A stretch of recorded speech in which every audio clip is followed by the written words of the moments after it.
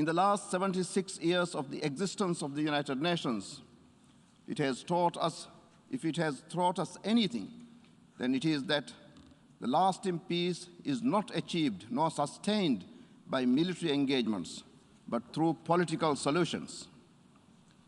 And the most effective way to diminish human suffering and the massive economic costs of conflicts and their aftermath is to prevent conflicts in the first place. My dear colleagues, let's deploy the tools that we have to resolve disputes. Let's give priority to diplomacy, good offices, and mediation. Let's give peace all the chance it deserves. Full commitment to the United Nations Charter, its purposes and its principles, is the only path to ensure lasting peace.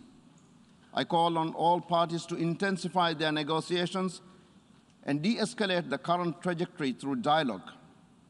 I would like to conclude my statement by quoting former Secretary General Dag Hammarskjöld, who 68 years ago said that the United Nations was not created to take mankind to heaven, but to save humanity from hell. I thank you.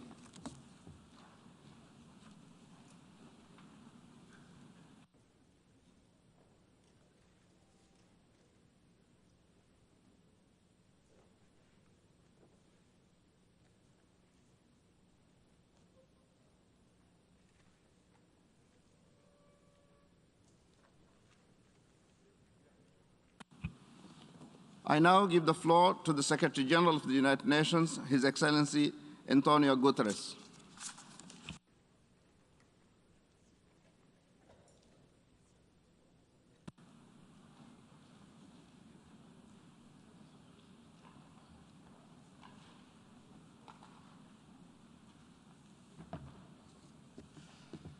Mr. President of the General Assembly, Excellencies, ladies and gentlemen. We meet in the face of the most serious global peace and security crisis in recent years, and certainly in my time as Secretary General. Our world is facing a moment of peril.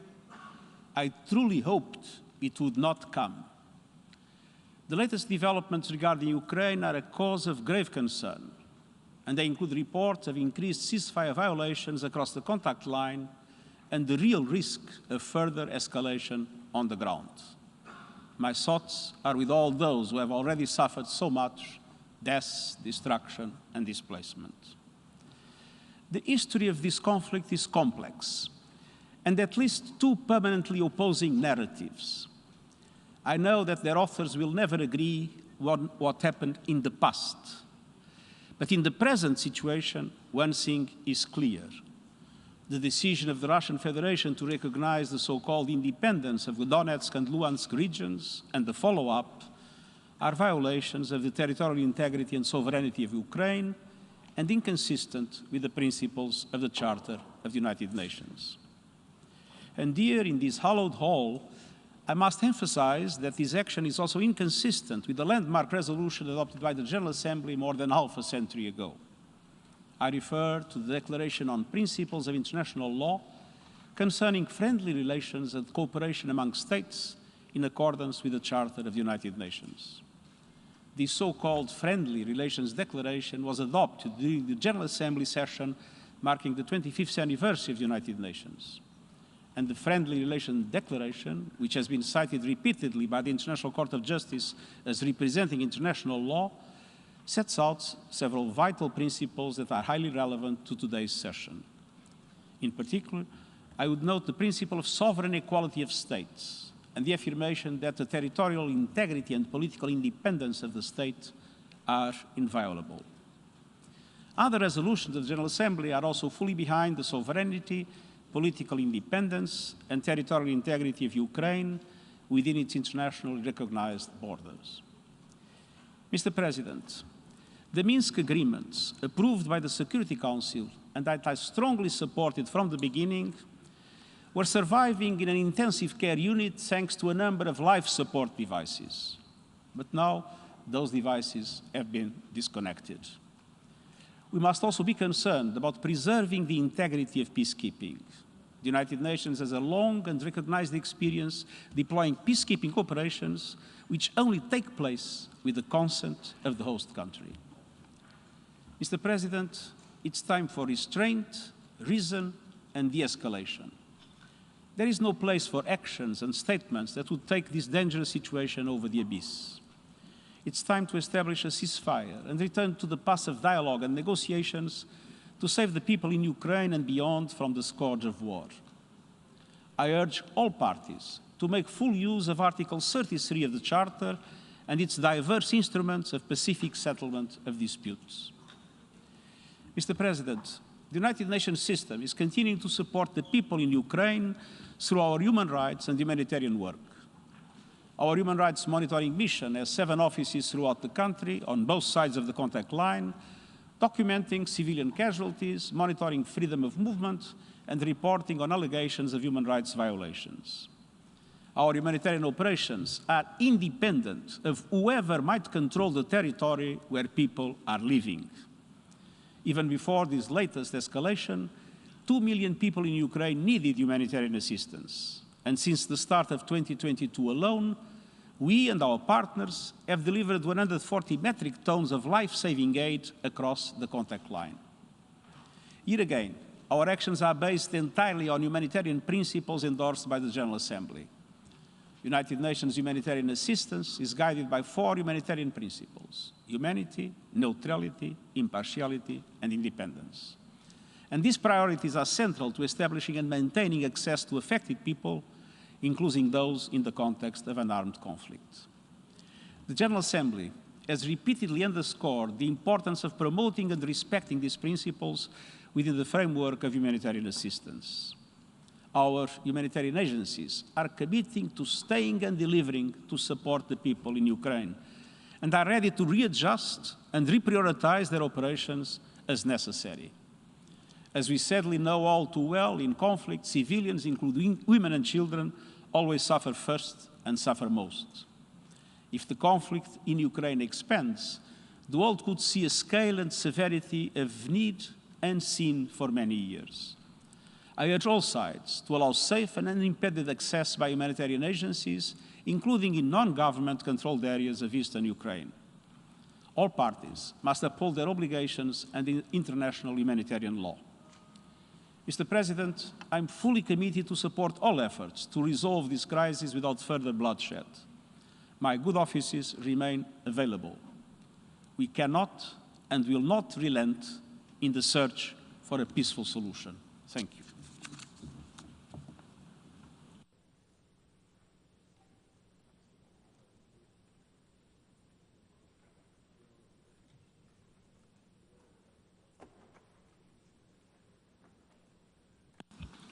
I thank the Secretary General for his statement.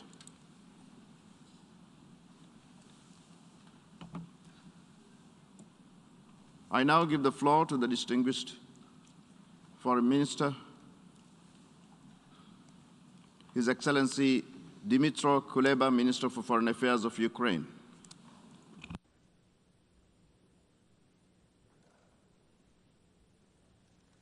President, Secretary General, I'm grateful for your leadership in this main policy-making and representative organ of the United Nations.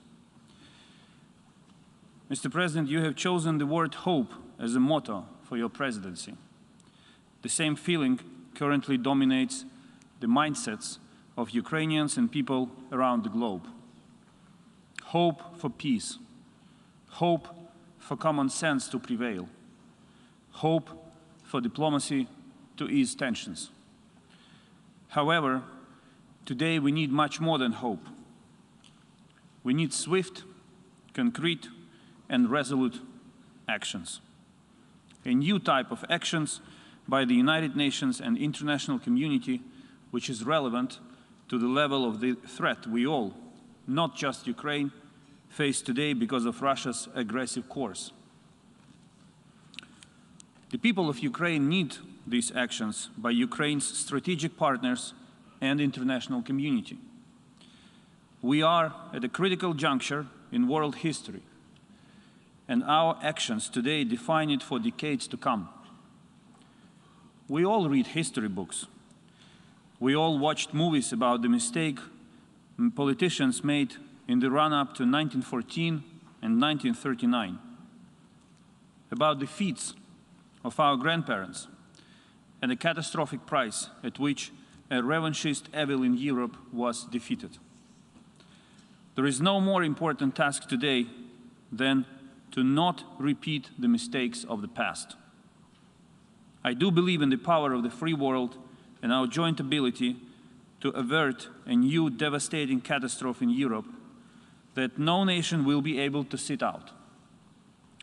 This is why today I address you on behalf of over 40 million of Ukrainians who only wish to live in peace and prosperity, not in fear, intimidation, not under Russian fire, bombs, and shelling.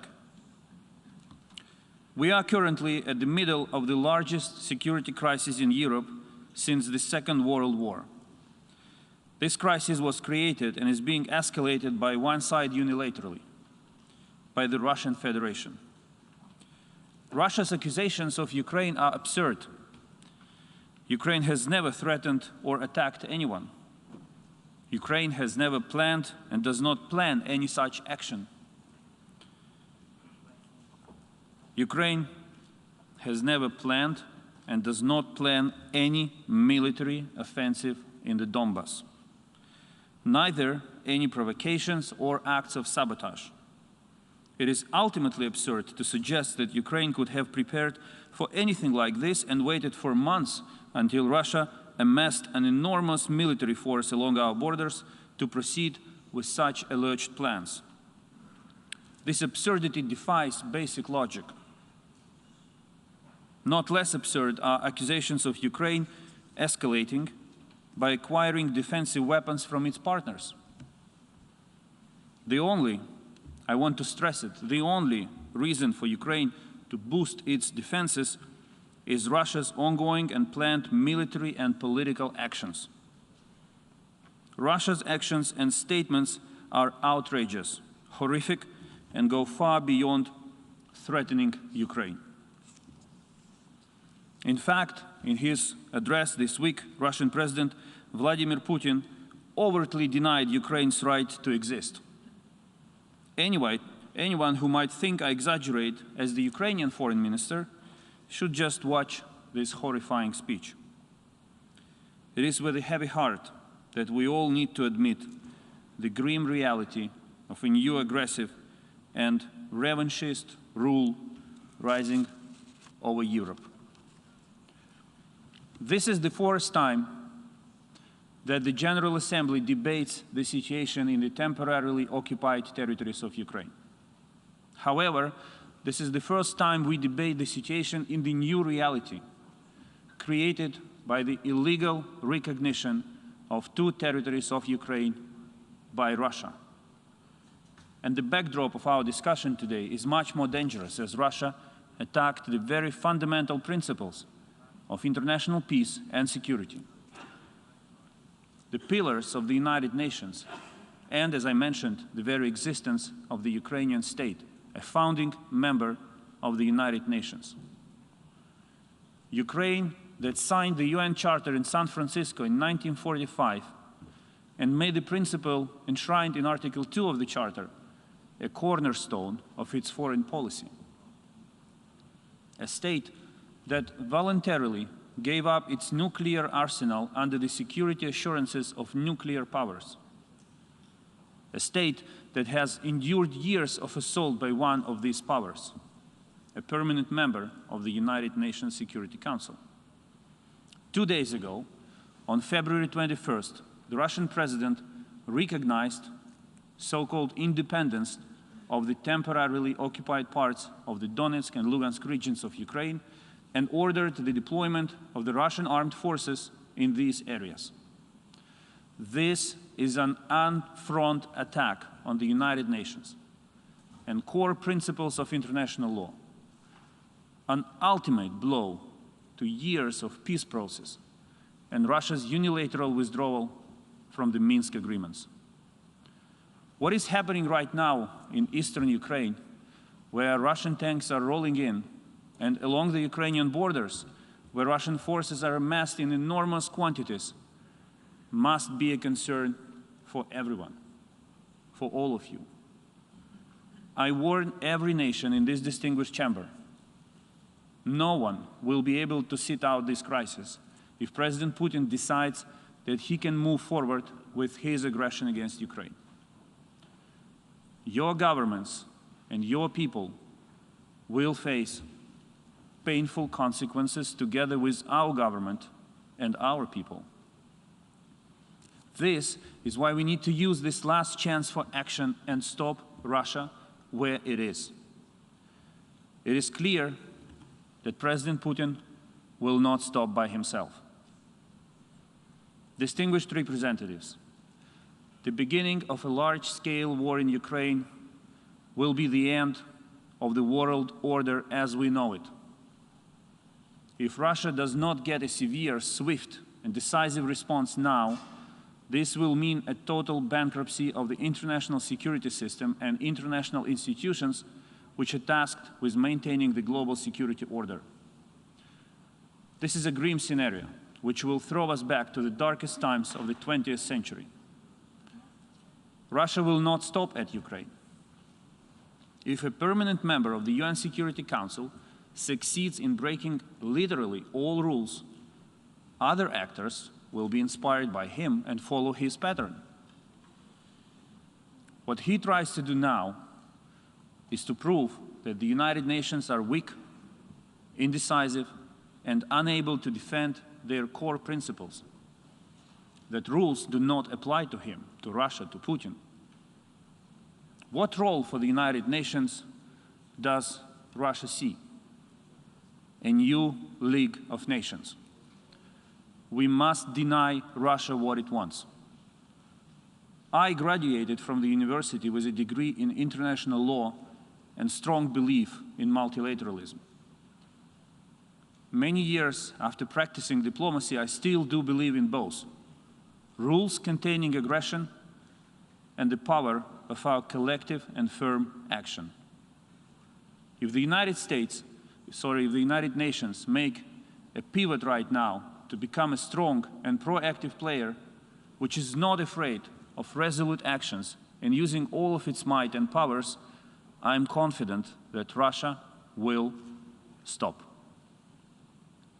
In this context, I welcome yesterday's statement by the United Nations Secretary General, which is truly different in tone.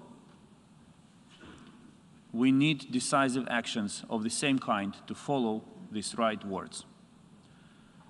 Russia shows signs of readiness to further escalate its aggression against Ukraine, and we have limited time to stop, deter, and contain it. Every hour of inaction now is a threat to the lives of Ukrainians. Not only military, but also civilians, including women and children. This is an escalating threat to our collective global security and to our freedom. Ukraine expects decisive, immediate, and proportional actions by the international community. The United Nations is the organization that has to demonstrate leadership, not just condemnations. Concrete actions to stop the Russian machine of war without stepping into a bloody conflict with many thousands of casualties, devastation, and suffering. I do not want this. Ukraine doesn't want this. The world doesn't want this. We need your help right now to stop Russia from proceeding with its aggressive plans. Ukraine believes in diplomacy. We see no alternative to peaceful solutions by political and diplomatic means. There is still an opportunity for diplomacy to say its word, even as Russia continues its escalation and provocations. For months, Russia pretended to pursue diplomacy while bringing more and more troops to our borders and in the temporarily occupied territories of Ukraine. Now this number stands at least at 150,000. Under the OSCE Vienna document on confidence and security building measures, Such actions fall under the qualification of unusual military activities that would require explanation. However, Russia has persistently refused to provide it. Instead, it proceeded with threats. Russia has literally stuffed the Black Sea and the Sea of Azov with at least 46 military vessels. It routinely closes large parts of the seas under the pretext of holding naval exercises. In practice, it amounts almost to a blockade of Ukrainian seaports. This is already an attack on the global freedom of navigation, one of the sacred principles of international law. Russia's propaganda machine is in full swing. It desperately tries to create a pretext for further aggression against Ukraine. We resolutely reject all Russian insinuations about any alleged Ukrainian offensive military operations in Donbas. We do not hold or plan any such actions. We remain committed to political and diplomatic settlement, and together with our partners, we maximize efforts to reduce tensions and keep the situation in line with diplomatic dialogue. For now, we see that Russian occupation forces have already significantly increased shelling of Ukrainian territory and civilian infrastructure. Artillery fire at the contact line in the Donbas from the occupied territory hit a kindergarten in a town called Stanitsa Luhanska and a school in Vrubivka, among the latest terrible examples. Recognition of the so-called republics has no legal implications. It merely confirms Russia's own involvement as a party to the armed conflict in Donbas, which Russia vehemently denied all these years. The situation in the occupied Donbas has already been terrible for years, with residents living in the atmosphere of fear, lawlessness, and insecurity. The infamous secret prison called Izolyatsiya in the occupied Donetsk remains inaccessible for human rights and humanitarian missions. It continues to function as a literal concentration camp in Europe in the 21st century. Hundreds of people have passed through this camp and were subjected to heavy forced labor, humiliation, tortures. Cases of extrajudicial killings have been reported too. Russia continues to block the release of the illegally detained persons.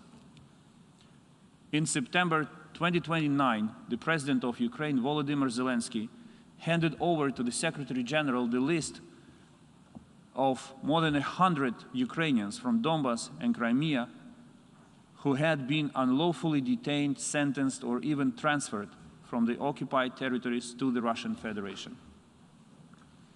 We reiterate our call on the Secretary General to provide good offices and facilitate their immediate release. And I appreciate the readiness of the Secretary General to do so. Mr. President, today, Ukraine defends not only global security, but also freedom, democracy, and fundamental principles of international law. Peaceful life and the future of millions of people in Europe and around the globe rely on the rules that Russia tries to destroy. Diplomacy and international fora must prevail and stop the Russian aggression. Since 2014, the General Assembly has already adopted 11 resolutions reaffirming its commitment to Ukraine's territorial integrity and condemning the temporary occupation of Ukraine's territories by Russia. The General Assembly has not and will not accept the Russian mantra that the case of Crimea is closed, end of quote. The occupying power persists in destroying the identity of Ukrainians and the indigenous people of the peninsula, the Crimean Tatars. Since 2014, more than 64,000 Ukrainian citizens have had to leave Crimea and moved to mainland Ukraine due to fear, persecution for political and human rights activism, discrimination on ethnic and religious grounds. Political persecutions continue unabated. Among many others, Mr. Nariman Jelalov, deputy head of the Mejlis of the Crimean Tatar people, participant of the International Crimea Platform Summit, remains behind bars. He is one of more than 100 political prisoners of the Kremlin. On February 16, a court in Simferopol sentenced journalist Vladislav Yesipenko on trumped-up charges to 6 years in prison. He is one of 14 Ukrainian journalists kept by Russians in prison. Russia may continue to pretend it doesn't violate any international norms and principles. Yet, reports by the UN Security Secretary General, Office of the High Commissioner for Human Rights, OSCE, their missions, as well as the report of the International Criminal Court prosecutor, all testify to the contrary. If Russia doesn't agree with all the mentioned resolutions and reports, it should simply provide access to Crimea, to the United Nations Human Rights Monitoring Mission in Ukraine, and the OSCE Special Monitoring Mission. The access of international organizations to the occupied territories is critical. Ukraine guarantees such access throughout the government-controlled territory and continues to demand from the Russian side to do the same in the occupied territories. Esteemed members of the General Assembly, the whole world witnesses today that Russia turns to threatening and blackmailing the global community to close the Crimea case. End of quote. It is, in fact, one of the points in the long list of its recent so-called security demands. Ukraine continues efforts to achieve the occupation of Crimea by peaceful means. The Crimea platform is a tool designed exactly for that end. We are truly thankful to all the countries supporting the International Crimea Platform. Your active involvement in the platform is a sound foundation for our future success. We are open to new members, and I call on you to join the Crimea Platform, be it states or international organizations. You are welcome. We expect the United Nations will find proper modalities to engage with this initiative established on the principles of the UN Charter. Mr. President, dear colleagues, Ukraine made a historic contribution to global security. In 1994, we denuclearized, giving up the world's third largest nuclear arsenal. We have no plans to regain nuclear weapons. Today, we expect the world reciprocally to ensure our security with relevant scale and resoluteness of actions in the face of a historic level of threat. This is the reason why Ukraine requested urgent consultations under Article 6 of the Budapest Memorandum. The world owes Ukraine its security. Ukrainian President Volodymyr Zelensky initiated a new format of negotiations to settle the security crisis created by Russia. 5 permanent members of the United Nations Security Council, plus Ukraine, Germany, and Turkey. This is the format that we are trying to convene. I reaffirm that Ukraine proposed some years ago to deploy a UN peacekeeping mission to Ukraine. Until now, United Nations Security Council has failed to take necessary decisions. Ukraine proposes to combine stark sanctions policy and strengthening of Ukraine together with keeping diplomatic channels open to persuade Russia to de-escalate and prioritize diplomacy. We urge member states to use all available means to protect Ukraine and deter Russia. Whatever action you can take is appreciated. We are grateful for the actions already taken by many of you.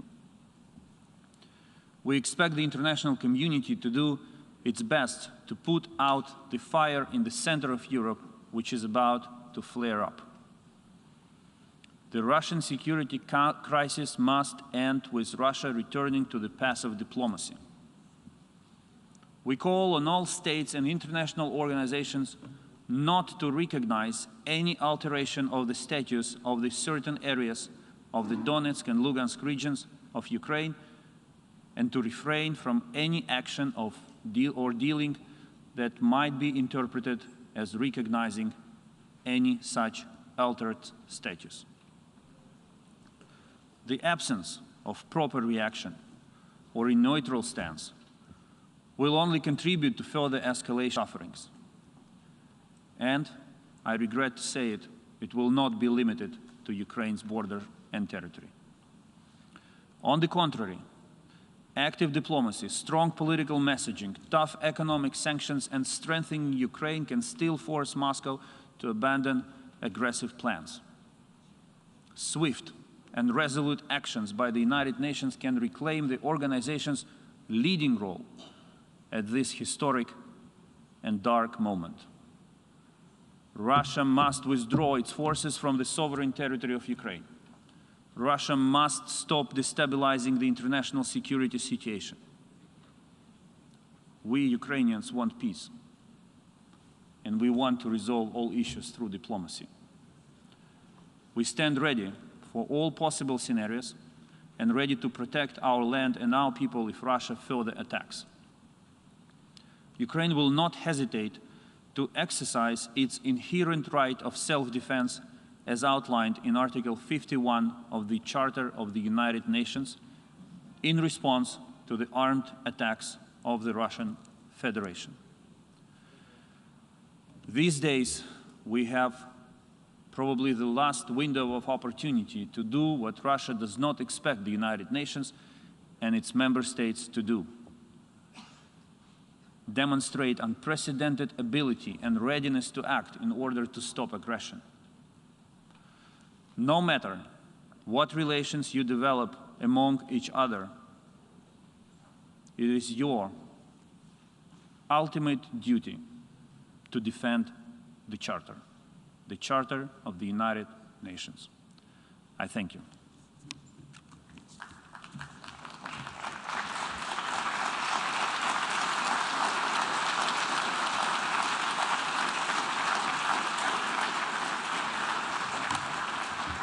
I thank the Minister for Foreign Affairs of Ukraine.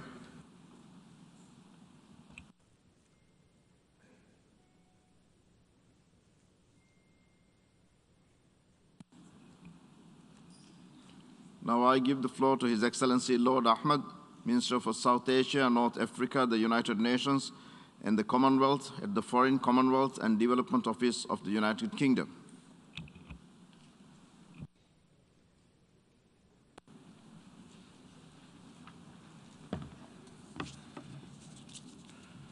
Mr. President, Secretary General, Your Excellencies, the United Kingdom is unwavering in its support for Ukraine's sovereignty, independence, and territorial integrity.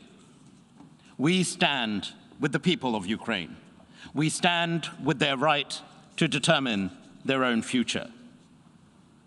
President Putin's decision to recognize the so-called Donetsk People's Republic and Luhansk People's Republic as independent states proves beyond doubt that Russia has chosen the path of confrontation over the path of diplomacy and dialogue. Mr. Putin has ordered his troops into Ukrainian territory. This amounts to a further invasion of Ukraine. Mr. President, at every step, Russia has rebuffed offers of diplomacy and indeed discarded its international commitments. Commitments it has itself agreed and signed up to. Rather, it has pursued a campaign to withdraw Ukraine's internationally recognized borders by force. It is vital that we, the United Nations, the international community, must respond. We must understand the grave nature of where we are today. And together we must call on Russia to uphold the very founding principles of this, the United Nations, established precisely, as you said yourself, Mr. President, to end the scourge of war. Peace must prevail. We must highlight the human cost and respond to the humanitarian consequences of any further Russian military action. We know this will take a terrible toll on Ukrainians, but also it will take a toll on Russians alike, both victims of an unnecessary war of the Kremlin's choosing. And it's therefore essential that we must meet Russia's aggressive acts with solidarity, with strength, including through coordinated sanctions, to impose a severe cost on Russian interests and their economy. Yesterday, the United Kingdom announced new sanctions, targeting billions of Russian assets. This is the largest sanctions package against Russia in British history, and it is part of our coordinated sanctions effort alongside our allies. But, Mr. President, we are clear that acting together with our allies, this is just the start. If Russia continues its campaign of aggression, we have a further package of sanctions ready to go. We urge the wider international community to join us in this effort. The Kremlin must understand the strength of the world's condemnation of President Putin's war of choice. Mr. President, let us pause for a moment. Let us reflect. This very week marks 8 years since Russia's illegal annexation of Crimea and the city of Sevastopol. It also marks 8 years since Russia's forcibly seized 10,000 square miles of sovereign Ukrainian territory, in flagrant violation of international law and Russia's own international commitments. And it's also 8 years since we, the General Assembly of the United Nations, record through Resolution 68262 the obligations of all states under Article 2 of the UN Charter to refrain from the threat or use of force against the territorial integrity or political independence of any state of the United Nations.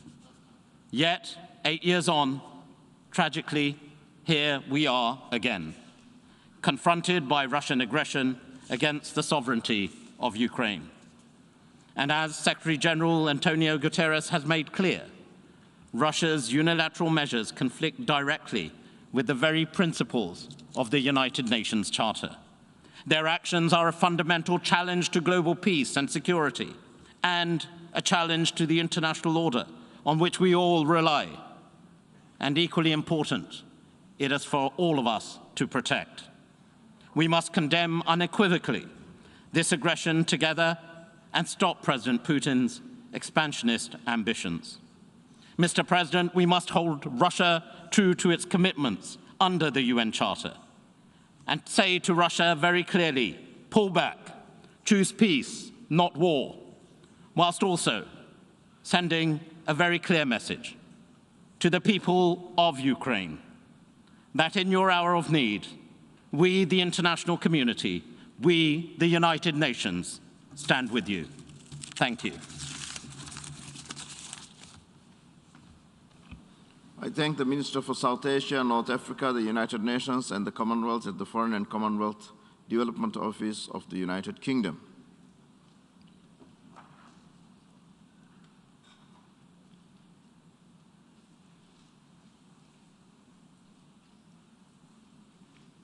I now give the floor to His Excellency Tobias Linde, Minister of State for the Federal Foreign Office of Germany.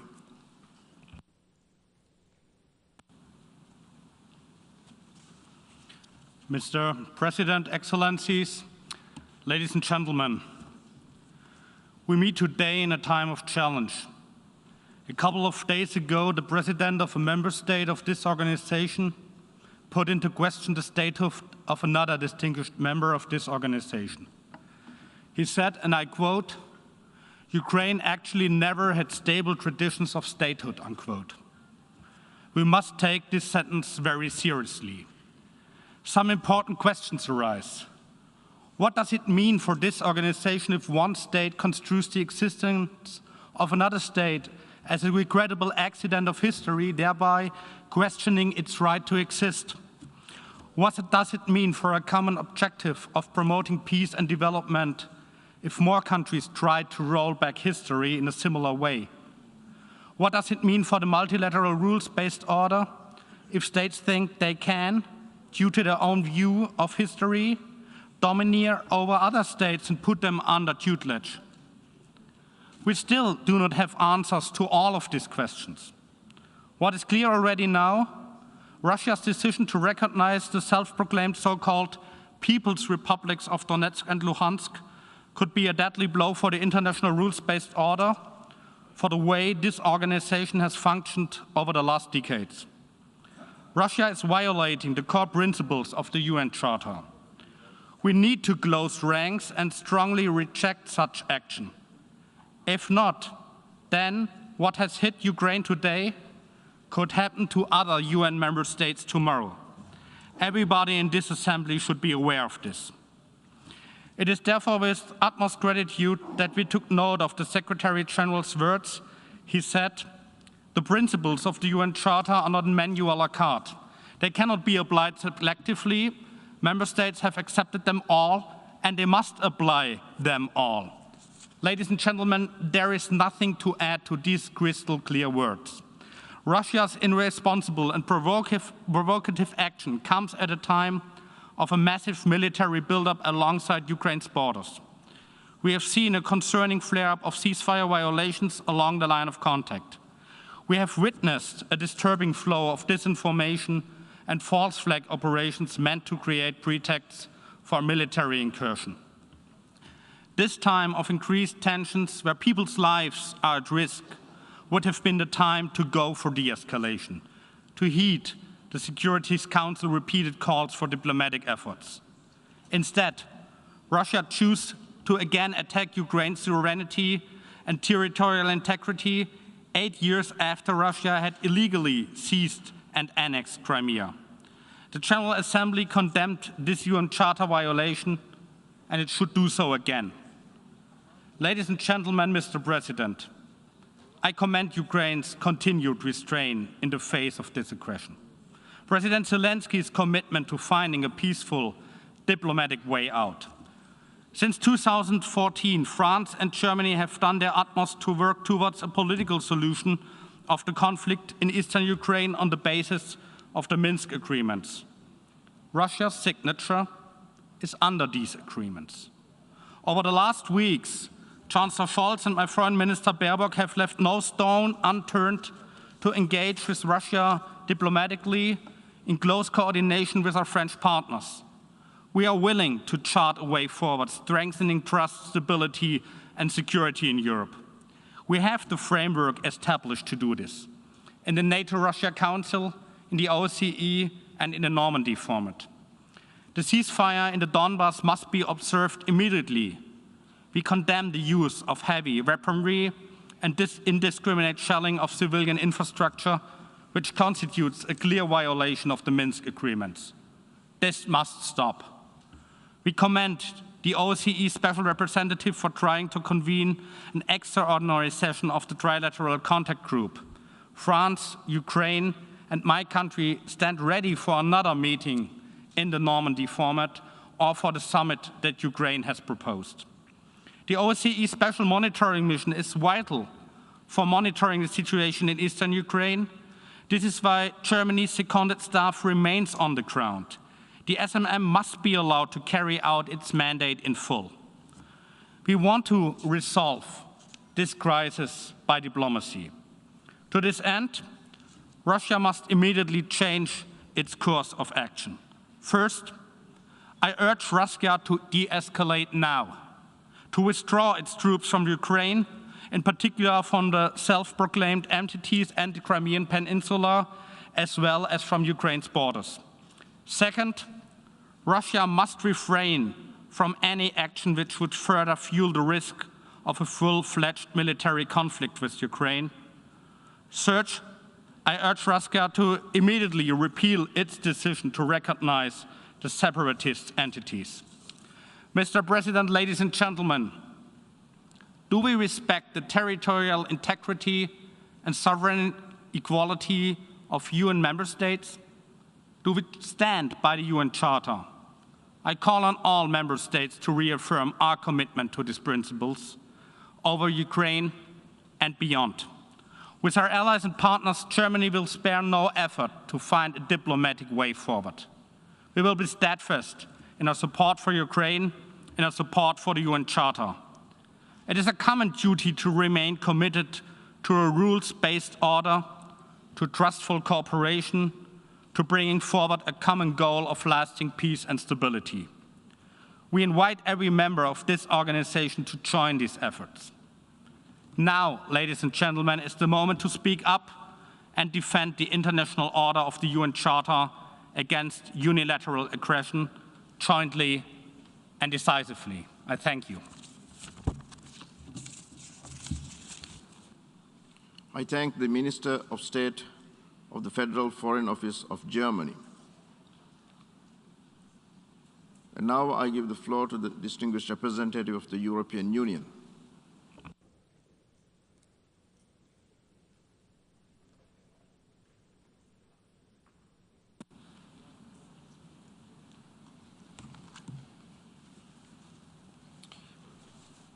Thank you, Mr. President, and thank you, Mr. Secretary General, for your presence and for your briefing this morning, and for, with the legal, moral, and political authority of your office, clarifying the implications of what we are now seeing on the European continent and how it relates to the UN Charter.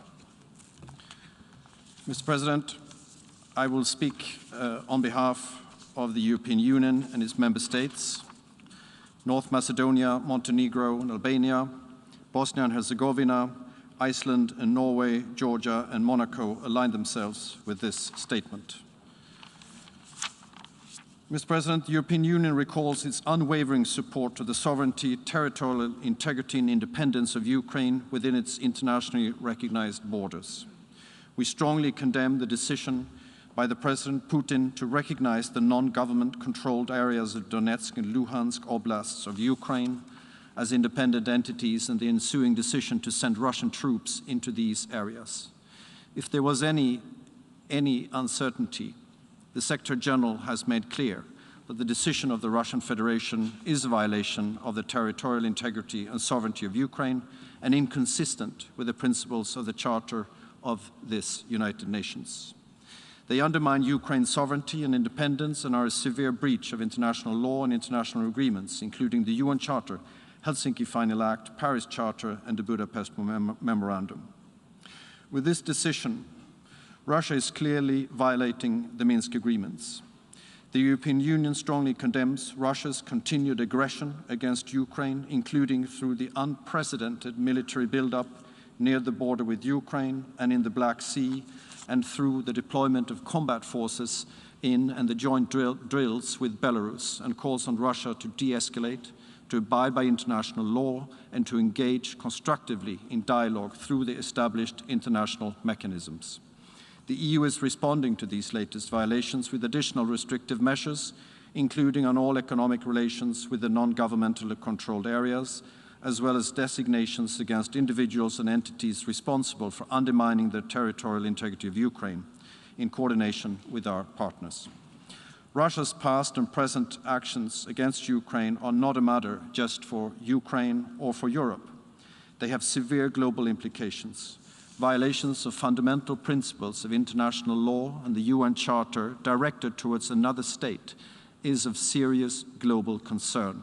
These rules apply to all, and permanent members of the Security Council have particular responsibility in upholding the Charter. The EU fully subscribes to, and for its part reaffirms, our full commitment to the core principles of European security, enshrined in the UN Charter and the commitments Russia itself has subscribed to.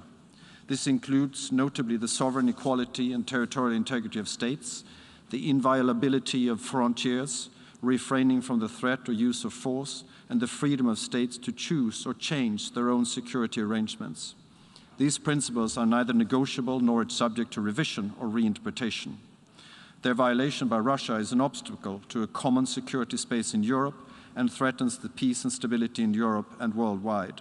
What is happening in Ukraine affects the security of each and every UN member state.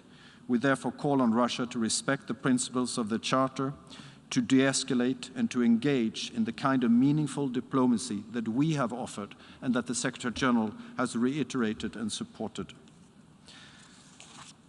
Mr. President, we call on Russia to constructively engage in the Normandy format and the Trilateral Contact Group to achieve the full implementation of the Minsk agreements endorsed by the Security Council Resolution 2202. Russia needs urgently to de-escalate tensions caused by the military buildup along its border with Ukraine and on Crimea and cease the provocation and aggressive rhetoric. Russia must change course and constructively contribute to negotiations in the Normandy format and the Trilateral Contact Group in line with what was agreed in recent N4 meeting in Paris and Berlin.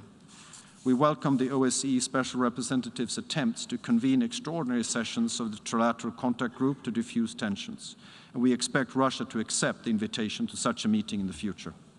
We also call on Russia to immediately stop fueling the conflict and remove Russian troops and hardware illegally deployed in areas currently not under the control of the government of Ukraine. The EU strongly condemns the recent increase of ceasefire violations, as well as orders for mobilization issued by the de facto authorities in areas currently not under control of the government of Ukraine.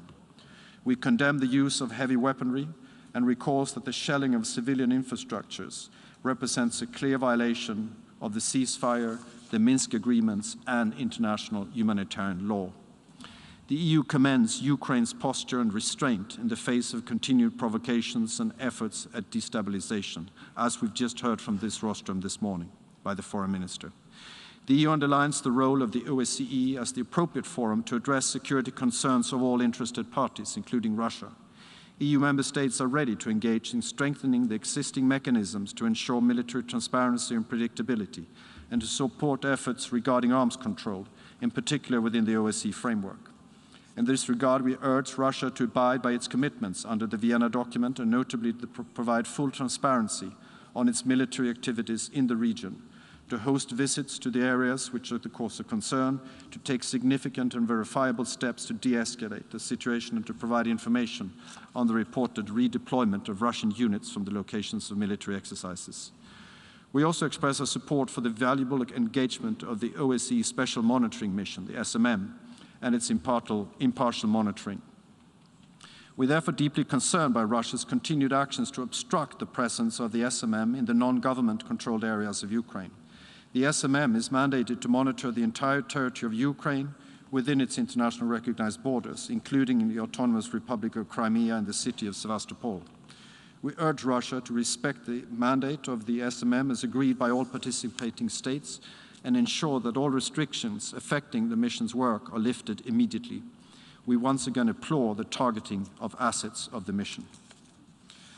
The volatile security situation in eastern Ukraine has an immense impact on the civilian population, in particular persons in the most vulnerable situations living in the non-government controlled areas and along both sides of the contact line, where people are under continuous threat of shelling, and we share a profound concern for their sufferings. As a result of the conflict, 2.9 million Ukrainians are still in need of humanitarian assistance.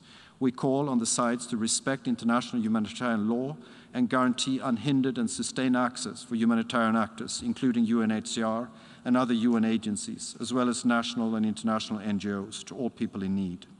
The EU, together with its 27 member states, is the biggest donor of humanitarian aid to Ukraine since the beginning of the conflict. The EU will continue to support humanitarian organizations.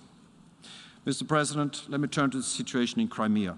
These days, we commemorate 8 years since the beginning of the hostile Russian political and military actions against the sovereignty and territorial integrity of Ukraine, leading to the illegal annexation of the Autonomous Republic of Crimea and the city of Sevastopol by the Russian Federation. This illegal annexation and Russia's subsequent actions on the peninsula and in surrounding waters are in blatant breach of international law and of key principles of the rules-based international order. They remain a direct challenge to international security with grave implications for the international law that protects the sovereignty, territorial integrity and unity of all states. In line with the resolutions of this General Assembly, the EU reconfirms its condemnation of this violation of international law and continues to implement its consistent non-recognition policy of the illegal annexation, including through restrictive measures, together with transatlantic partners. As stated in Resolution 68262, the so-called referendum organized by Russia on the Crimean Peninsula in March 2014 has no legal validity. And we recall the obligation of all states not to recognize as lawful any territorial acquisition of special advantage resulting from aggression. And we call on all UN member states to remain steadfast in their policy of non-recognition of Russia's illegal annexation. We welcome Ukraine's efforts to continue to seek justice using international legal instruments and courts. The ongoing Russian militarization of the Crimean Peninsula has a negative impact on the security situation in the Black Sea region and beyond, and we call on Russia to refrain from impeding the lawful exercise of navigational rights and freedoms to and from the Sea of Azov in accordance with international law. We affirm the universal and unified character of the United Nations Convention on the Law of the Sea. We remain seriously concerned about transfers by the Russian Federation of sophisticated weapon systems and military personnel to the peninsula since March 2014. As documented in the reports by the UN High Commissioner for Human Rights, Russian citizenship and conscription in the armed forces of the Russian Federation have been imposed on Crimean residents in violation of international humanitarian law. Russian legislative elections have been illegally held in the legally annexed Crimea, and a population census conducted in an attempt to legitimize the illegal annexation of the peninsula. All these developments are extremely worrying and hostile. The EU remains deeply concerned about the severe deterioration of human rights situation in the Crimean Peninsula since its illegal annexation by the Russian Federation. Residents of the peninsula face systematic violations of human rights and fundamental freedoms, such as the rights to freedom of expression, religion or belief and association, and the right to peaceful assembly. Arbitrary detentions and convictions remain systemic. In particular, the human rights situation of the Crimean Tatars have been targeted.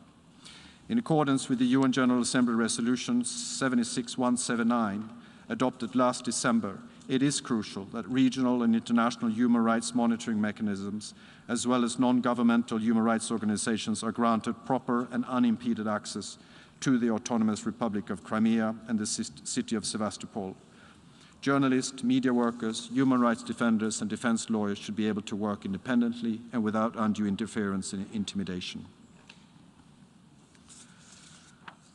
Mr. President, the EU reaffirms our commitment to further support Ukraine's resilience, including encountering cyber and hybrid threats and tackling disinformation. The EU underlines the importance of Ukraine's reform agenda based on democracy, rule of law, respect for international law and human rights. In conclusion, Mr. President, let me reiterate once again our firm belief that tensions and disagreements must be resolved through dialogue and diplomacy, and that this issue is not only a matter of regional concern, but of a global. Threats and violations of international law, including the UN Charter, affect all member states of the UN and all people of the world. I thank you very much. I thank the distinguished representative of the European Union.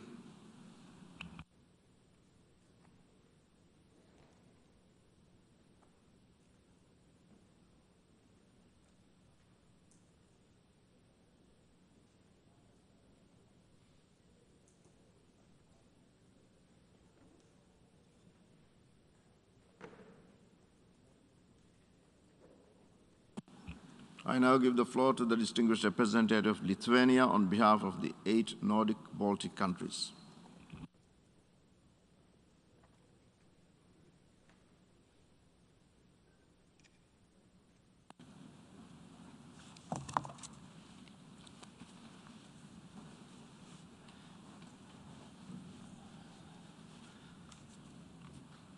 Mr. President, Secretary General, Excellencies, I have the honor to speak on behalf of the 8 Nordic-Baltic countries, Denmark, Estonia, Finland, Iceland, Latvia, Norway, Sweden, and my own country, Lithuania. All our countries have aligned with the statement of the European Union. Mr. President, despite the repeated calls for serious de-escalation by the UN Secretary General and recent intensive diplomatic efforts at all levels, Russia keeps dramatically escalating its aggressive actions against Ukraine. We strongly condemn the decision by President Putin to recognize the non-government controlled areas of Donetsk and Luhansk Oblast of Ukraine as independent entities and the ensuing decision to send Russian troops into these areas under the pretext of so-called peacekeeping. We call on Russia to reverse these decisions. As clearly stated by UN Secretary General and political leaders of our countries, these illegal acts further undermine Ukraine's sovereignty and independence and constitute a severe breach of international law and international agreements, including the UN Charter, Helsinki Final Act, Paris Charter, and Budapest Memorandum. We underline that Russian forces in Donetsk and Luhansk Oblast of Ukraine would be nothing else than an invasion of a sovereign state. Calling them peacekeepers, to quote the Secretary General, is the perversion of the concept of peacekeeping. By these illegal acts, Russia is breaking its commitment to work with the Normandy format and the Trilateral Contact Group in finding a peaceful settlement to the conflict. It is also violating UN Security Council Resolution 2202, which requires full implementation of the Minsk agreements.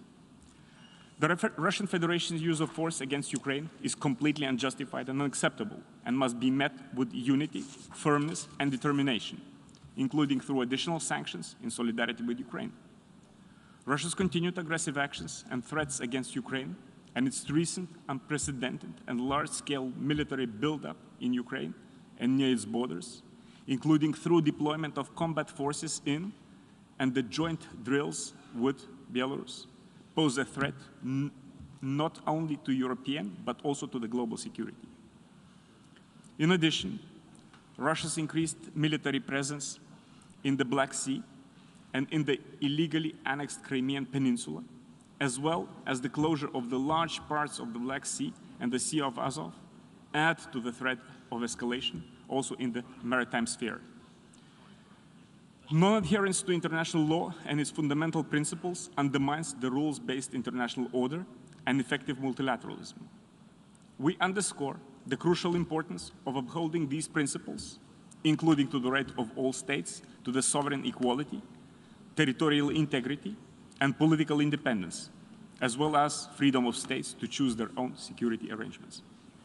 The Nordic and Baltic countries stand in full solidarity with Ukraine, supporting its territorial integrity, sovereignty, and independence within its internationally recognized borders. Russia has a clear and direct responsibility under international law to work to find a peaceful settlement of the conflict. We call on Russia to respect the principles of the UN Charter, to de-escalate, and to choose to engage in the meaningful diplomacy. Mr. President, in 3 days, we will mark the 8th anniversary of the illegal annexation of Crimea and the city of Sevastopol by the Russian Federation. The Nordic and Baltic countries continue to condemn this blatant violation of international law and remain committed to implementing the EU's non-recognition policy, including through restrictive measures. We call on UN member states to consider similar measures in accordance with the UN General Assembly, the Resolution 68/262. We continue to condemn the increasing militarization of the Crimean Peninsula and the severe deterioration of the human rights situation there. We recall the obligation of all states not to recognize as lawful any territorial acquisition or special advantage resulting from the use of armed forces. The Russia-instigated conflict has resulted in around 14,000 deaths, 1.5 million displaced, countless damages and suffering of those living on both sides of the contact line. Furthermore, we are witnessing Russia's continued effort of de facto integration and systematic demographic changes of the illegally annexed Crimea, as well as non-government controlled areas in Donetsk and Luhansk regions of Ukraine, including through accelerated issuing of Russian passports on the massive scale to Ukrainian citizens and forced conscription to the Russian armed forces. Such moves are making the conflict resolution efforts even more difficult. We are concerned about reported arbitrary detentions and arrests, especially of Crimean Tatars and Ukrainian-speaking minorities, increasing pressure on journalists and media workers, human rights defenders, and other members of civil society. Russia must fully respect international law, including international humanitarian law and international human rights law. We call for the immediate release of all illegally detained and imprisoned persons in the Crimean Peninsula and in Russia. It is essential that international organizations and human rights actors have unhindered access to the areas currently not under control of the Ukraine and the Crimean Peninsula, in accordance with UN General Assembly Resolution 76/179 of the 16th December 2021. We urge Russia to withdraw its forces and material from within Ukraine, including the Crimean Peninsula and non-government controlled areas of Luhansk and Donetsk Oblast, as well as from areas adjacent to its borders, and to immediately stop fueling the conflict. We reiterate our full support to the efforts towards peaceful and sustainable resolution of this conflict through the established international mechanisms. We commend Ukraine for its constructive approach and urge Russia to assume its responsibility as a party to the conflict, upholding its commitments, abide by the international law, and return to the discussions within the Normandy format and the Trilateral Contact Group. It is essential that the OSCE Special Monitoring Mission have free and unhindered access through Ukraine, including the Crimean Peninsula and non-government controlled areas in Donetsk and Luhansk Oblast of Ukraine, in accordance with its mandates. We're deeply concerned regarding the continued restrictions of the mission's freedom of movement, including security incidents involving its staff and assets. Mr. President, the position of Nordic and Baltic countries is clear. It is our duty as members of the UN to defend the rules-based international order. Challenges to this order clearly affect the international community as a whole. We urge Russia to abide by international law and uphold its international commitments. Like the Secretary General, we recall the obligations under the UN Charter of all members to refrain from the threat or use of force and to settle the international disputes by peaceful means. We thank the Secretary General for his clear message on Russia's aggressive actions and call for the UN to continue efforts to restore respect for the sovereignty, territorial integrity, political independence, and unity of Ukraine within its internationally recognized borders. I thank you, Mr. President. I thank the distinguished representative of Lithuania, who spoke on behalf of the 8 Nordic-Baltic countries.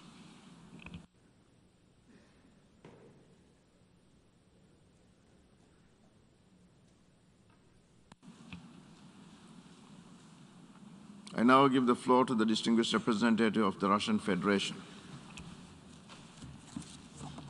Господин председатель, господин генеральный секретарь, начать свое выступление хотел бы с уточнения. Пункт повестки дня, по которому мы сегодня встречаемся, явно назван некорректным. Если он и должен отражать реальность, то речь нужно вести не о временно оккупированных территориях, а о территориях, потерянных в результате человеконенавистнической политики по отношению к собственным гражданам, которую Киев сделал национальной идеей после нелегитимного майданного переворота в 2014 году. По отношению особенно к тем гражданам, кто высказал несогласие с этим переворотом. С момента прихода к власти нынешний режим при молчаливом покровительстве западных кураторов занялся системным ущемлением базовых прав человека, в том числе по национальному признаку. Понимаем, что в центре сегодняшней дискуссии окажется признание Российской Федерации Донецкой и Луганской народных республик как актуальный новостной сюжет.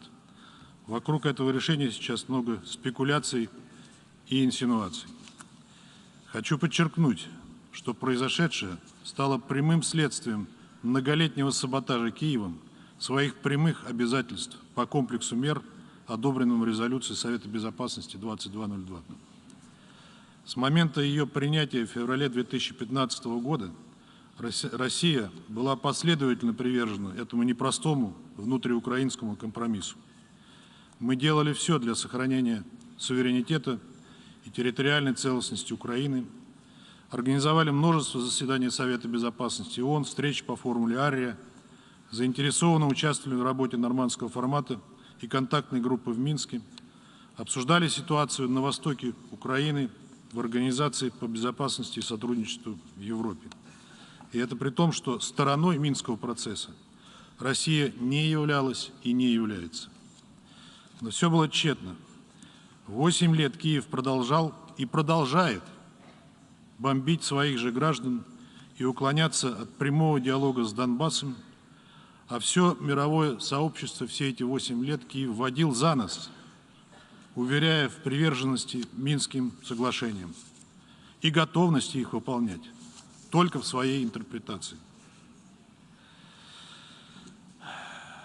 И, по сути, саботировал работу контактной группы в Минске, ведь большинство из вас даже не представляет себе, как проходили заседания контактной группы, и как украинские представители саботировали принятие решений не только по политическим, но и по экономическим и по гуманитарным вопросам. Однако в последнее время украинские руководители перестали стесняться и прямо на камеры заявили о том, что не собираются выполнять свои обязательства. Наверное, последним подтверждением этому стал тот факт, что украинский поспред недвусмысленно подтвердил такой настрой в ходе организованной нами встречи Совета Безопасности 17 февраля. А наши западные коллеги Украину к выполнению Минска даже не призывали. Стало очевидно, что никаких перспектив выполнения этого документа Киевом больше нет. Именно из-за нежелания Киева учитывать интересы широких слоев населения, Украина с 2014 года находится в состоянии войны со своими гражданами, не согласными с ценностями Майдана и нынешней политикой украинских властей. А западные покровители Украины ничего не сделали, чтобы убедить Киев услышать собственный народ, проявляя при этом вопиющие двойные стандарты. В любой другой кризисной ситуации государства-члены ООН призывают к инклюзивному, прямому диалогу конфликтующих сторон. В противном случае внутренний конфликт не подлежит урегулированию. Однако в случае на Украине все было с точностью да наоборот. Краеугольный камень комплекса мер, прямой диалог между Киевом и Донбассом, саботировался Киевом все это время. К нашему сожалению, генеральный секретарь ООН сделал на днях и сегодня несколько высказываний по поводу происходящего на востоке Украины, которые не соответствуют его статусу и его полномочиям по уставу ООН. Мы специально посмотрели статистику, прошлые файлы, досье и обнаружили, что не было ни одного конфликта, когда генеральный секретарь, будь то нынешний или его предшественники, позволял себе подобные высказывания в отношении любой страны. По ситуации на Украине генеральный секретарь ни разу не возвысил свой голос в пользу необходимости выполнения тех требований Минского комплекса мер, резолюции 2202 Совета Безопасности, которые прямо требуют решать все проблемы по согласованию между Киевом, Донецком и Луганском. Об этом никто и на Западе ни разу не упомянул. И, к сожалению, генеральный секретарь последовал этому печальному примеру. В этих условиях нам непонятно, какие добрые услуги, о которых говорил генеральный секретарь, он может предоставить. Крымчане, дончане и луганчане еще в 2014 году объявили о независимости. Крыму повезло больше. Его жители почти сразу же высказались в пользу присоединения к России и оказались под защитой Российской Федерации. Дончанам и луганчанам, которые наши немецкие и французские партнеры пообещали справедливое урегулирование, пришлось ждать нашего признания долгих 8 лет, в течение которых все еще теплилась надежда на то, что Киев одумается и начнет диалог со своими гражданами. Однако майданная власть подобных планов не имела и за эти годы осуществила две чудовищные и кровавые военные авантюры, закончившиеся разгромом украинской армии ополченцами и подписанием Минских соглашений. Вместо их выполнения Киев с самого начала вынашивал план реванша, не прекращая обстрелов мирных кварталов и диверсий. Кроме того, важно учитывать, что за эти годы Украина прочно превратилась в антироссию и возвела борьбу с русским языком и всем русским в ранг государственной политики. В стране появилась языковая инквизиция. Сфера употребления русского языка неуклонно сжималась, подвергалась репрессиям. Уже при президенте Зеленском, который в ходе предвыборной кампании рядился в одежды миротворца и защитника интересов всех украинцев, было запрещено вещание 6 оппозиционных каналов. Активно насаждалась и насаждается ложь о Второй мировой войне. Соратники Гитлера становились героями, а настоящие герои предавались забвению. Несогласные с такой политикой Киева преследовались, подвергались репрессиям, судебным преследованиям и физическим расправам, включая убийство оппозиционных политиков и журналистов. Таким образом, дончанам и луганчанам было очевидно, в какую Украину им предлагают вернуться. Однако даже перед лицом этого они не уходили от выполнения Минских соглашений, веря в то, что документ будет выполнен и у них появится особый статус. Как оказалось, этим надеждам не суждено было сбыться. Сегодня всем известна чудовищная цифра в 14 тысяч жертв этого конфликта, среди которых сотни детей. Подавляющее большинство из них – это жители Донецка и Луганска. Все эти годы против Донбасса действует экономическая, транспортная и продовольственная блокада. Пожилые люди и дети прячутся от обстрелов по подвалам. Счет беженцев, которые спасаются в России, обратите внимание, в России, а не на Украине, только в последние дни идет на десятки тысяч, а конкретно сегодня их 96 тысяч человек. Для любого цивилизованного государства очевидно, что так со своим народом не поступают. А значит, Киеву нужны не донбассы, а только их земля. Об этом прямо говорил президент Зеленский, предложив донбассам убираться в Россию. И при этом киевская власть именует этих людей, презрительно именует этих людей террористами. Убедившись в безнадежности ситуации, мы приняли решение о том, что народ Донбасса имеет право считать себя независимым. Остальное вам известно. Уважаемые коллеги, в условиях неприкрытого геноцида и попрания главного права человека, права на жизнь, наша страна не могла более оставаться безучастной к судьбе 4-миллионного Донбасса. Мы руководствовались прежде всего тем, что высшая ценность – это человеческая жизнь. Критикуя нас за это решение, вы проявляете полное безразличие к судьбе дончан и луганчан, как это делали Киев и его западные кураторы все 8 лет конфликта. И этот конфликт далеко не исчерпан. Обстрелы мирных кварталов обеих республик не прекратились. Запад продолжает наускивать, подбадривать и вооружать Киев. Предупреждаем, что в условиях, когда по просьбе Донецка и Луганска следить за режимом прекращения огня будут вооруженные силы России, либеральничать с нарушителями никто не станет. Поэтому призываю вас сегодня сосредоточить усилия на том, чтобы утихомирить Киев и удержать его от новых военных авантюр, которые могут дорого обойтись для нынешней украинской власти. Благодарю вас.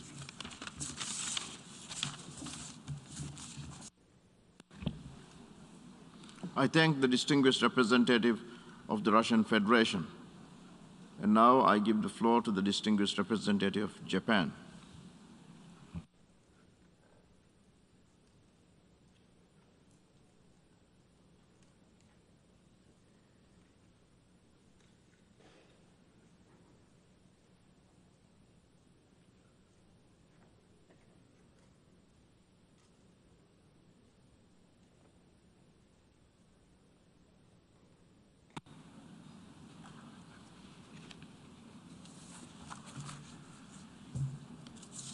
Mr. President, the government of Japan has a strong view that what is happening in and around Ukraine is not an isolated problem in Europe, but a problem for the entire international community and a challenge to the international order. It goes totally against the purposes and the principles of the UN Charter. Mr. President, Japan consistently supports the sovereignty and territorial integrity of Ukraine. Russia's decision to recognize the independence of certain regions of eastern Ukraine seriously undermines those very principles in violation of international law. It is absolutely unacceptable, and Japan strongly condemns the series of recent Russian acts. Prime Minister Kishida, acting in lockstep with the international community, has announced sanction measures, including the suspension of the issuance of entry visas and asset freeze to individuals concerned.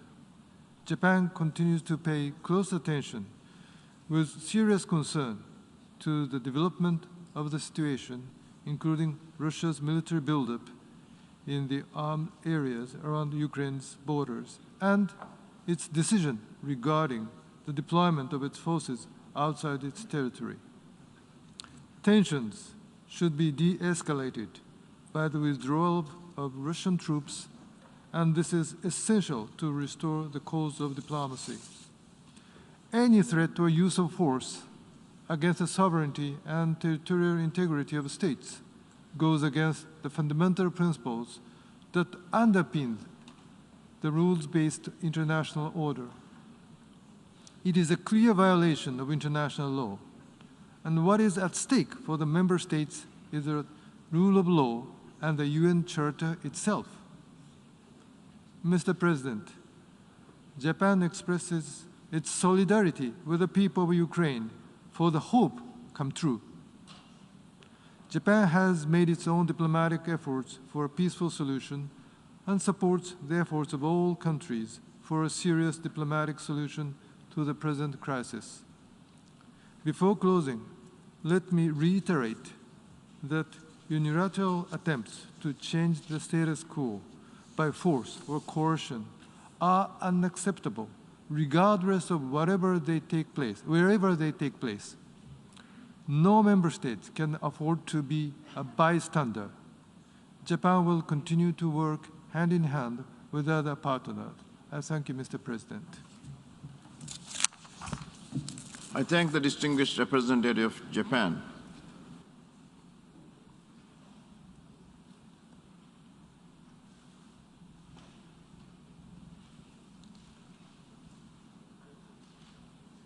And now I give the floor to the distinguished representative of the United States.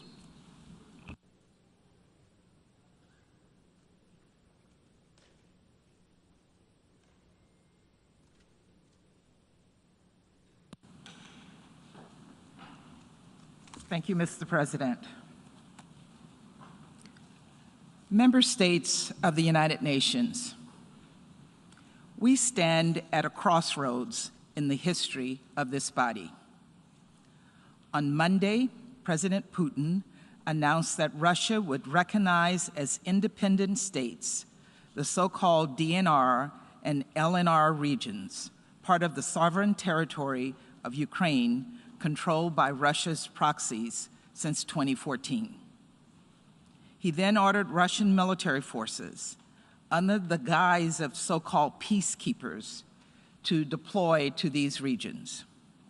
In the hours that followed, Secretary General Guterres said this was a violation of the territorial integrity and sovereignty of Ukraine and inconsistent with the principles of the Charter of the United Nations.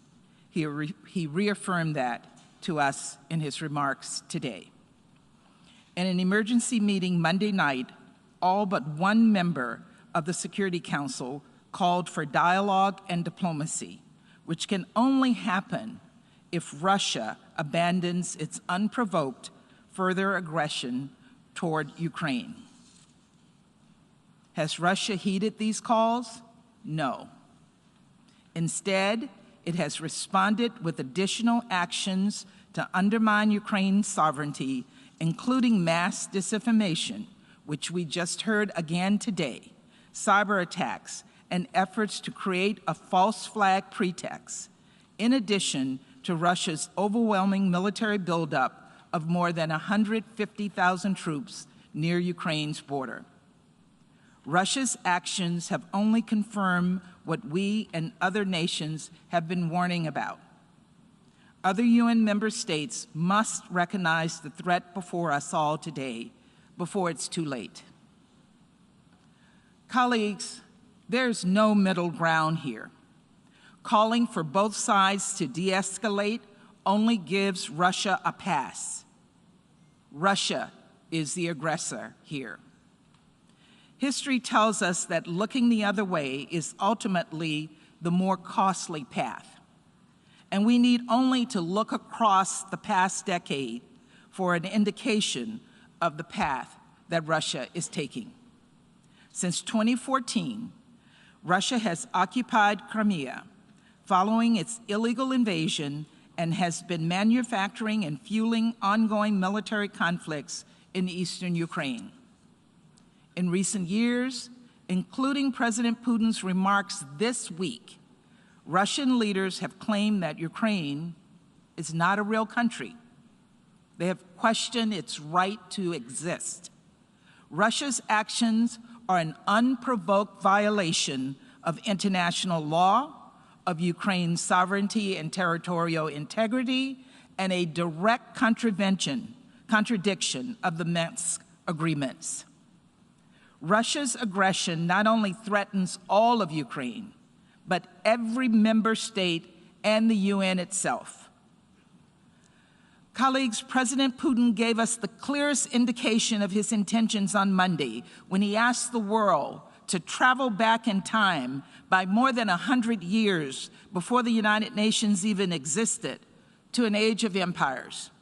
He asserted that Russia can recolonize its neighbors and that he will use force to make a farce of the United Nations. The United States rejects that firmly. This is 2022.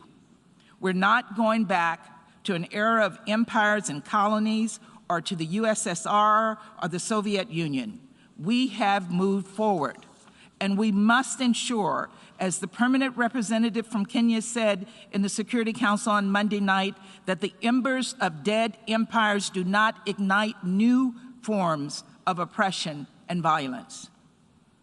Unfortunately, the fake reality Russia wants to create is already having real consequences for the people of Ukraine and for the world. To date, Russia's war in eastern Ukraine has already killed more than 14,000 people. Nearly 3 million Ukrainians, half of whom are elderly people and children, need food, shelter, and other life-saving assistance. And of course, ordinary Russians should be asking how many Russian lives Putin is willing to sacrifice to feed his ambitions. If Russia continues down this path, it could, according to our estimates, create a new refugee crisis, one of the largest facing the world today, with as many as 5 million more people displaced by Russia's war of choice and putting pressure on Ukraine's neighbors. And because Ukraine is one of the world's largest wheat suppliers, especially for the developing world, Russia's actions could cause a spike in food prices and lead to even more desperate hunger in places like Libya, Yemen, and Lebanon. The tidal wave of suffering this war will cause are unthinkable. And then there's the broader threat that Russia's actions upend our international system, make a mockery of the UN Charter, and call into question our most fundamental principles of sovereignty, diplomacy, and territorial integrity. Unfortunately, despite these terrible, world-altering outcomes, Russia appears determined to proceed. Together with our partners and allies, President Biden has taken decisive action to make the cost of Russia's actions crystal clear. But as much as we all want Russia to de-escalate and choose the path of peace, that is not our choice to make. This is President Putin's war of choice. If he chooses to escalate further, Russia and Russia alone will bear full responsibility for what is to come. What we can do together today is make clear that Russia will pay an even steeper price if it continues this aggression, that responsible countries do not bully their neighbors into submission, that former empires cannot lay claim to sovereign and independent nations. The very first line of the UN Charter states, "We are uniting together," quote, "determined to save succeeding generations from the scourge of war." This, right here, right now, is a moment. It is a moment when we can save this generation and the next from that terrible fate. Colleagues, now is not the time to sit on the sidelines. Now is the time to get off of the sidelines. Let us together show Russia that it is isolated and alone in its aggressive actions. Let us stand fully behind the principles of sovereignty, political independence, and territorial integrity for Ukraine and for all member states. Let us show Russia that every other UN member state believes it is time to de-escalate, to come back to the negotiating table, and to work toward peace so that Ukrainians can live in security and the tenets of the UN Charter can be upheld for future generations to come. Thank you very much. I thank the distinguished representative of the United States.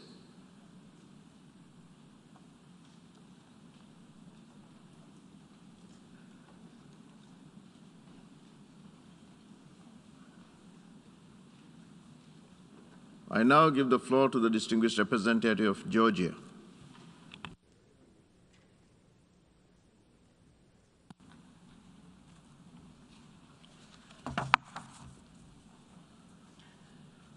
Mr. President, Excellencies, my delegation aligns itself with the statement made by the European Union, and in my national capacity, I would like to add the following comment. Last year, we celebrated 75th anniversary of the United Nations, which was created to save succeeding generations from the scourge of war. But today, our generation and this very United Nations and the rules-based order has come at a crucial juncture. How the events will unfold will define not only the future of security and stability in Europe, but of the entire international community. It is deeply alarming that the international norms and principles that we all committed to uphold are repeatedly violated by the Russian Federation, a permanent member of the Security Council whose primary responsibility is to do the exact opposite, act as the guardian of peace and security. Unfortunately, breaching the international law and undermining international rules-based order has long been a marking of Russia's aggressive policy towards its neighboring states, aimed at forcefully redrawing their borders and trying to curb their sovereign choices. My country, Georgia, is no exception here. Russia's decision to recognize the so-called independence of integral parts of Ukraine and sending its military as the so-called peacekeepers represent grave violation of the UN Charter and the Helsinki Final Act. Moreover, they are in breach of Russia's own commitments made under the Budapest Memorandum and the Minsk Agreements endorsed by the Security Council Resolution 2202. The Georgian government strongly condemns Russia's so-called recognition of Ukraine's territories, the so-called LPR and DPR. Let me be clear, these decisions, as in the case of Russian-occupied Georgian regions, shall never be accepted by the international community. 8 years have passed since the Russian aggression against Ukraine. annexation of Crimea, and instigation of the conflict in Donbass. The humanitarian cost alone is tremendous. More than 14,000 Ukrainian citizens died, while more than 30,000 have been injured, and almost 1.5 million residents of the occupied areas of Ukraine now live in internal displacement. As we speak, another wave of Russia's military aggression against Ukraine is well underway. It is aimed at redrawing Ukraine's sovereign borders, and the security repercussions of such actions will go far beyond Ukraine. Let me express strong solidarity and commend brave Ukrainian people for their restraint and resilience in the face of the ongoing aggression. Dear colleagues, aggression against Ukraine is a repetition of the same pattern of Russia's illegal actions that we saw against my own country. It started with inciting and backing up puppet regimes in Georgia's Abkhazia and Tskhinvali regions. Then came a full-scale military aggression in 2008 under fabricated pretexts, leading to their illegal occupation. And shortly after signing a ceasefire agreement, instead of fulfilling obligations undertaken, Russia recognized the occupied territories as sovereign entities, thus creating a launchpad for their factual annexation. As of today, in breach of all the international commitments, including inter alia the EU-mediated 12 of August 2008 ceasefire agreement, Russian Federation continues its illegal and provocative actions toward the occupied regions of Georgia, conducting so-called borderization process, which in effect is nothing less than a continuous aggression and a creeping annexation. Humanitarian consequences of the aforementioned actions are appalling, given unbearable human rights situation and the conditions the civilian population, women and children have to endure. We are seeing the very same playbook in action in Ukraine. This pattern of behavior brazenly undermines the entire international rules-based order, poses grave threat to regional and global peace and security, and are inconsistent with the ways how responsible states should act in the 21st century. It is no longer about Ukraine or Georgia or other countries neighboring Russia. Peace and security in Europe and beyond are at stake. Silence and acquiescence to land grabbing today is tantamount to a crime before the generations to come. Distinguished colleagues, we should be united in defending the very fundamentals of the international rules-based order, and first and foremost, the UN Charter, Helsinki Final Act, and Charter of Paris for New Europe. With this in mind, we call on Russia to reverse its illegal recognition, to immediately withdraw its military from Ukraine and its borders, and abide by the international law. We call upon Russia to do the same with regard to the occupied Georgian regions. And in conclusion, Georgia strongly supports Ukraine's European and Euro-Atlantic aspirations and reiterates its unwavering support for the independence, sovereignty, and territorial integrity of Ukraine within its internationally recognized borders, including Crimea and Donbass, and Ukraine's navigational rights in its territorial waters. I thank you. I thank the distinguished representative of Georgia, and now I invite the distinguished representative of Turkey to take the floor.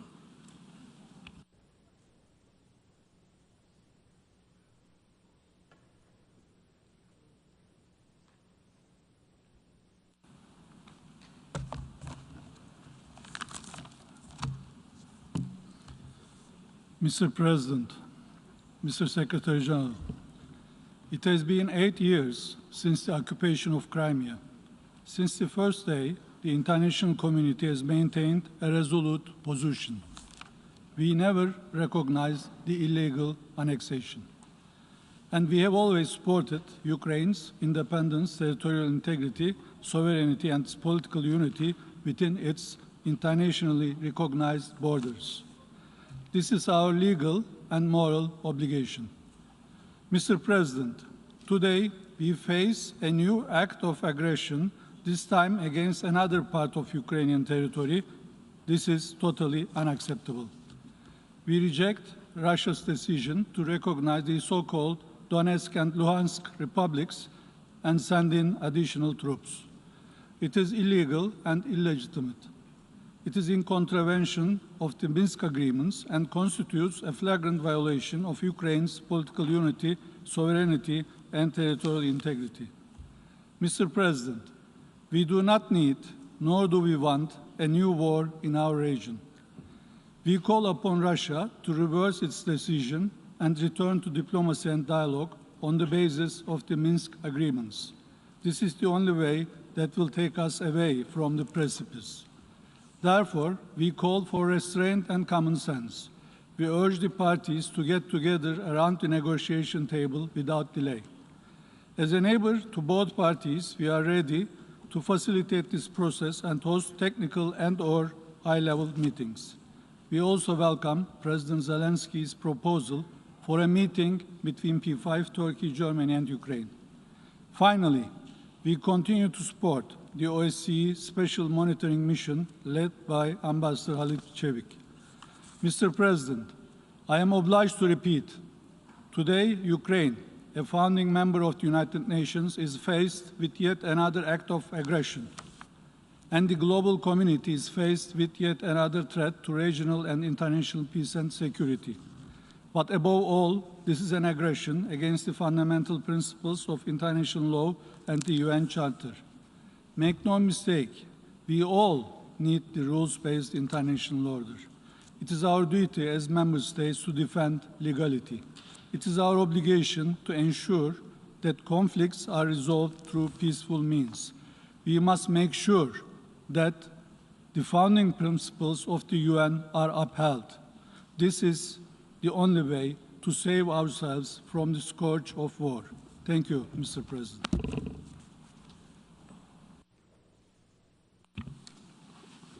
I thank the distinguished representative of Turkey.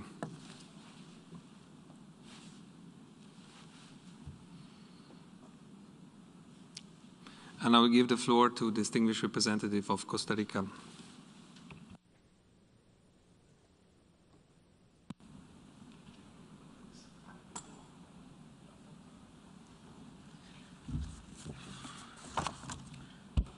Señor Presidente, señor Secretario General, una vez más, otra grave crisis con peligrosas repercusiones mundiales vuelve a tocar las puertas de Europa del Este y de nuestra organización.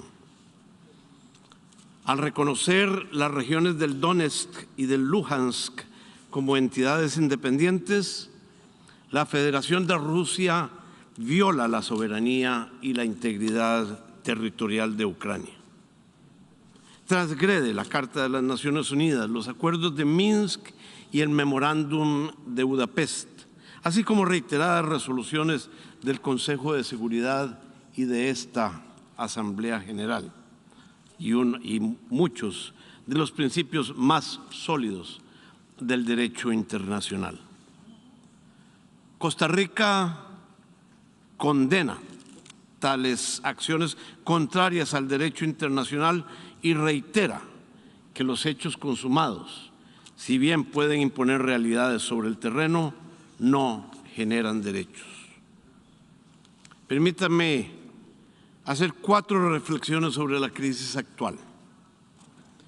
En primer lugar, debemos aceptar que la seguridad colectiva, para ser legítima, debe respetar el derecho internacional. La Carta de esta organización define claramente nuestros derechos y nuestros deberes.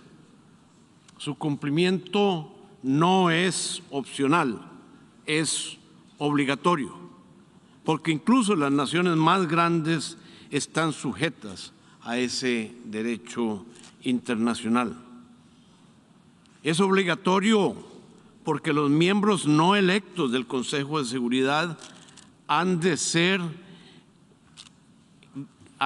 actores internacionales ejemplares, pues a ellos se les confía la paz y la seguridad en nombre del resto de la membresía.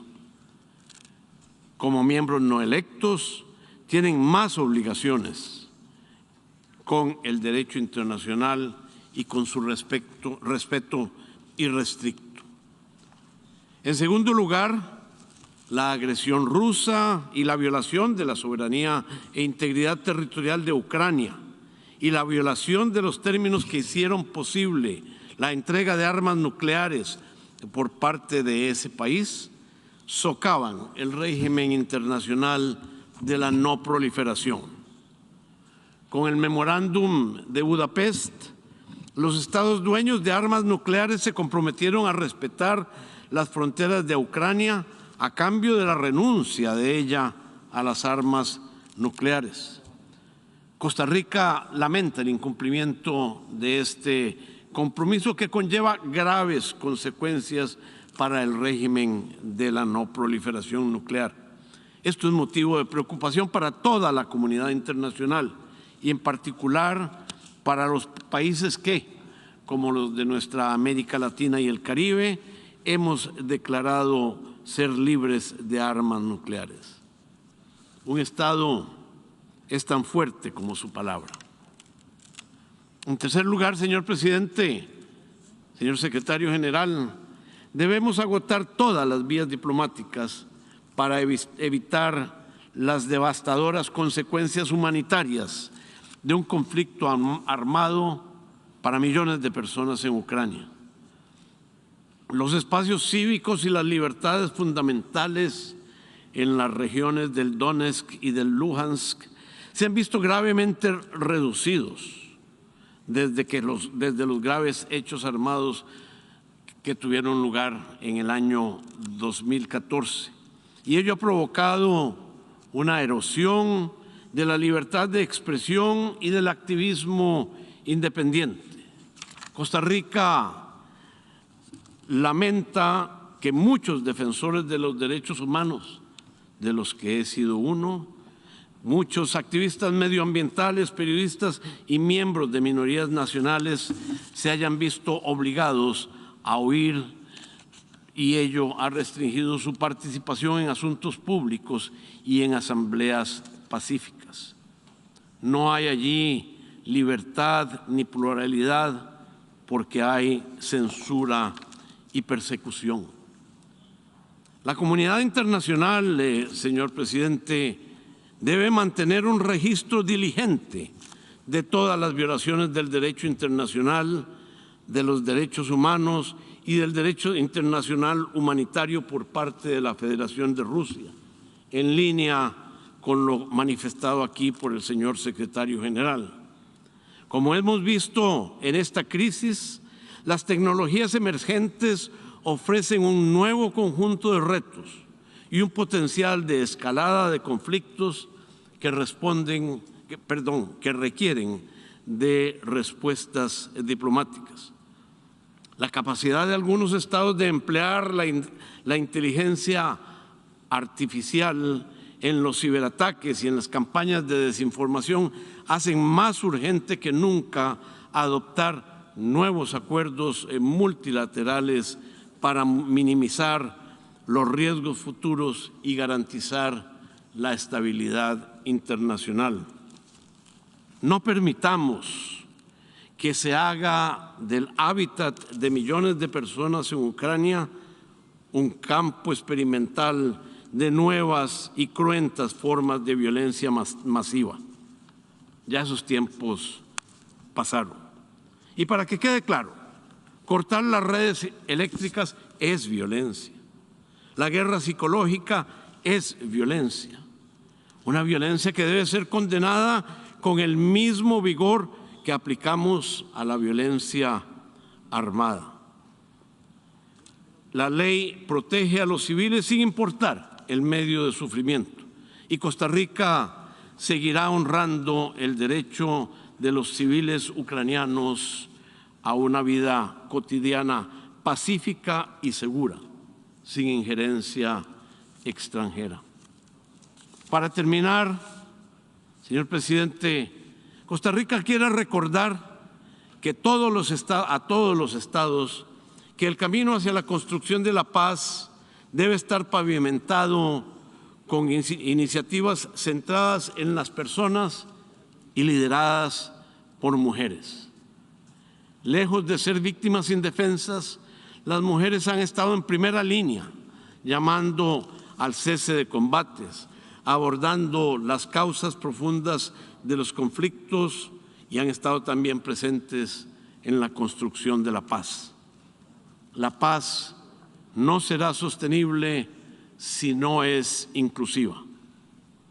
Señor presidente, nuestras Naciones Unidas deben ser mucho más que un lugar que obligue a los estados a deponer las armas.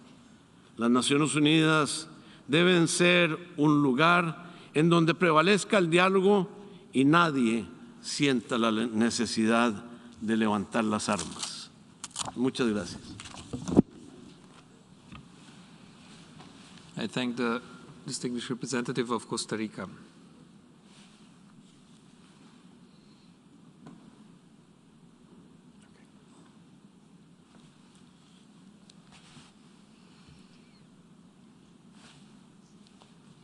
And I'll give the floor to the distinguished representative of Mexico. Señor presidente, señor secretario general, México acude a esta sesión dedicada a la situación en Ucrania con el ánimo de contribuir a mantener abiertas las vías del diálogo y de la diplomacia.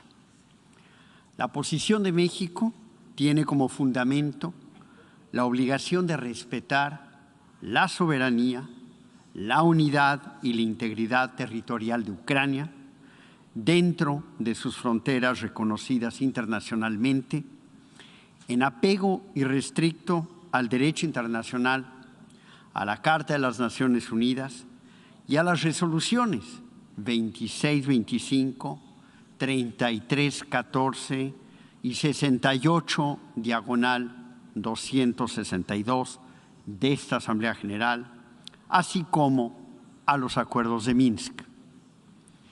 Observamos que el efecto acumulado de los hechos registrados en los últimos días violenta tres principios fundamentales: la proscripción de la amenaza o el uso de la fuerza en las relaciones internacionales, el respeto de la integridad territorial e independencia política de los estados y la no intervención en los asuntos internos de los estados. Señor presidente, ante el Consejo de Seguridad, hace apenas unos días, Rusia hizo una declaración en el sentido de que no invadiría Ucrania. Esperamos que mantenga su cabal cumplimiento. México coincide con las declaraciones del secretario general y respalda su llamado a una solución pacífica. La resolución 2202 de 2015 del Consejo de Seguridad, adoptada por unanimidad, constituye el único marco para resolver la situación en el este de Ucrania. Las Naciones Unidas han creado el más amplio andamiaje de mecanismos de solución pacífica de las controversias y tales mecanismos no están agotados. En el Consejo de Seguridad, México compartió su visión para revertir las tensiones, fomentar el diálogo y brindar espacio a la negociación política mediante tres elementos: la distensión, la diplomacia y el diálogo. Finalmente, reiteramos nuestro llamado a que las partes faciliten el acceso humanitario de manera segura e irrestricta y se respeten plenamente los derechos humanos de toda la población. Señor presidente, son situaciones como estas o como esta las que ponen a prueba la capacidad de la organización para cumplir con sus principios y propósitos. Es momento de cumplir con nuestro mandato. Muchas gracias.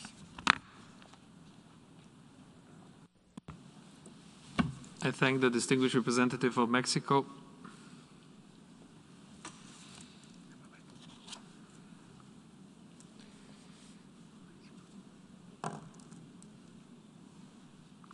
And I'll give the floor to the distinguished representative of France.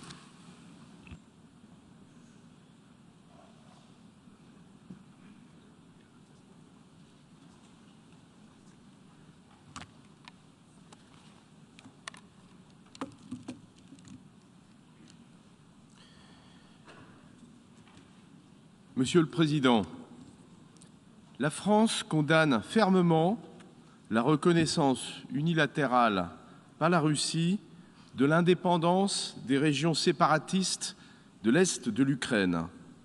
Elle condamne aussi la décision de déployer l'armée russe dans ces territoires. Il s'agit d'une violation du droit international. Il s'agit d'une violation de la souveraineté et de l'intégrité territoriale de l'Ukraine, incompatible avec la Charte des Nations Unies, comme le secrétaire général l'a déclaré. Il s'agit d'un renoncement unilatéral de la Russie aux accords de Minsk, qu'elle avait pourtant signés et qui sont endossés par la résolution 2202 du Conseil de sécurité. Il s'agit également d'une violation claire des principes fondamentaux de l'OSCE, consacrés dans l'acte final d'Helsinki et la Charte de Paris, et sur lesquels repose la stabilité en Europe. Il s'agit enfin d'une remise en cause des engagements pris par le président Poutine au cours des derniers jours. La France est gravement préoccupée par la remise en cause de la légitimité de l'existence même de l'État ukrainien par les plus hautes autorités de l'État russe. La Russie a choisi la voie de la déstabilisation et de la confrontation, en dépit des efforts incessants en faveur de la désescalade au cours des dernières semaines et des derniers jours, notamment de la part du président Macron en lien avec le chancelier Scholz. Nous appelons la Russie à revenir sur la décision de reconnaissance des entités séparatistes et à retirer ses forces de l'ensemble du territoire de l'Ukraine dans ses frontières internationalement reconnues.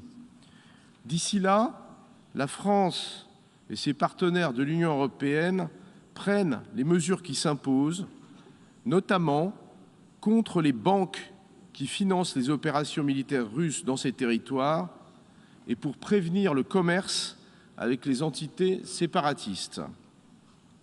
Dans le contexte des tensions élevées aux frontières de l'Ukraine provoquées par le renforcement de l'activité militaire russe et la multiplication des violations du cessez-le-feu le long de la ligne de contact ces derniers jours, cette nouvelle étape de déstabilisation de la part de la Russie fait peser une grave menace sur la sécurité européenne. Nous appelons la Russie à s'abstenir de toutes actions de déstabilisation supplémentaires, notamment celles susceptibles de mettre en danger la sécurité des populations civiles. Nous condamnons l'usage d'armes lourdes et les bombardements indiscriminés de zones civiles qui constituent là encore des violations claires des accords de Minsk. La France salue la retenue dont l'Ukraine a fait preuve dans ces circonstances difficiles. Elle exprime toute sa solidarité avec le peuple et le gouvernement ukrainien.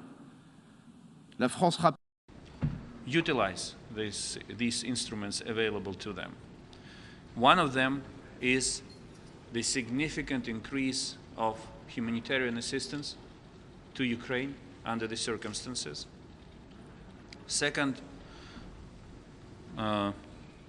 we reminded the United Nations about our request of 2015 to consider launching a peace operation in Ukraine.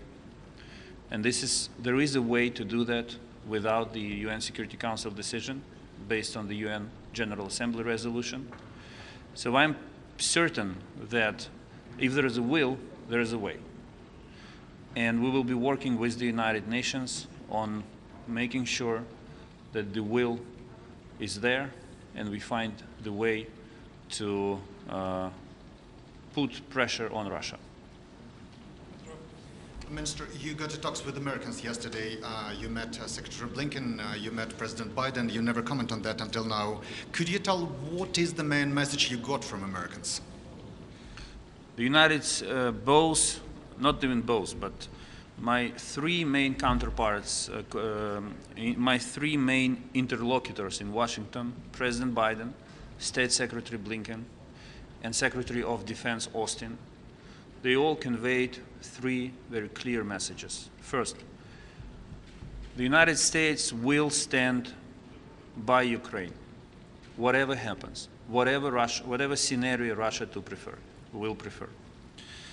Second, the United States will continue to provide Ukraine with defensive weapons to further build our capacity to defend our country.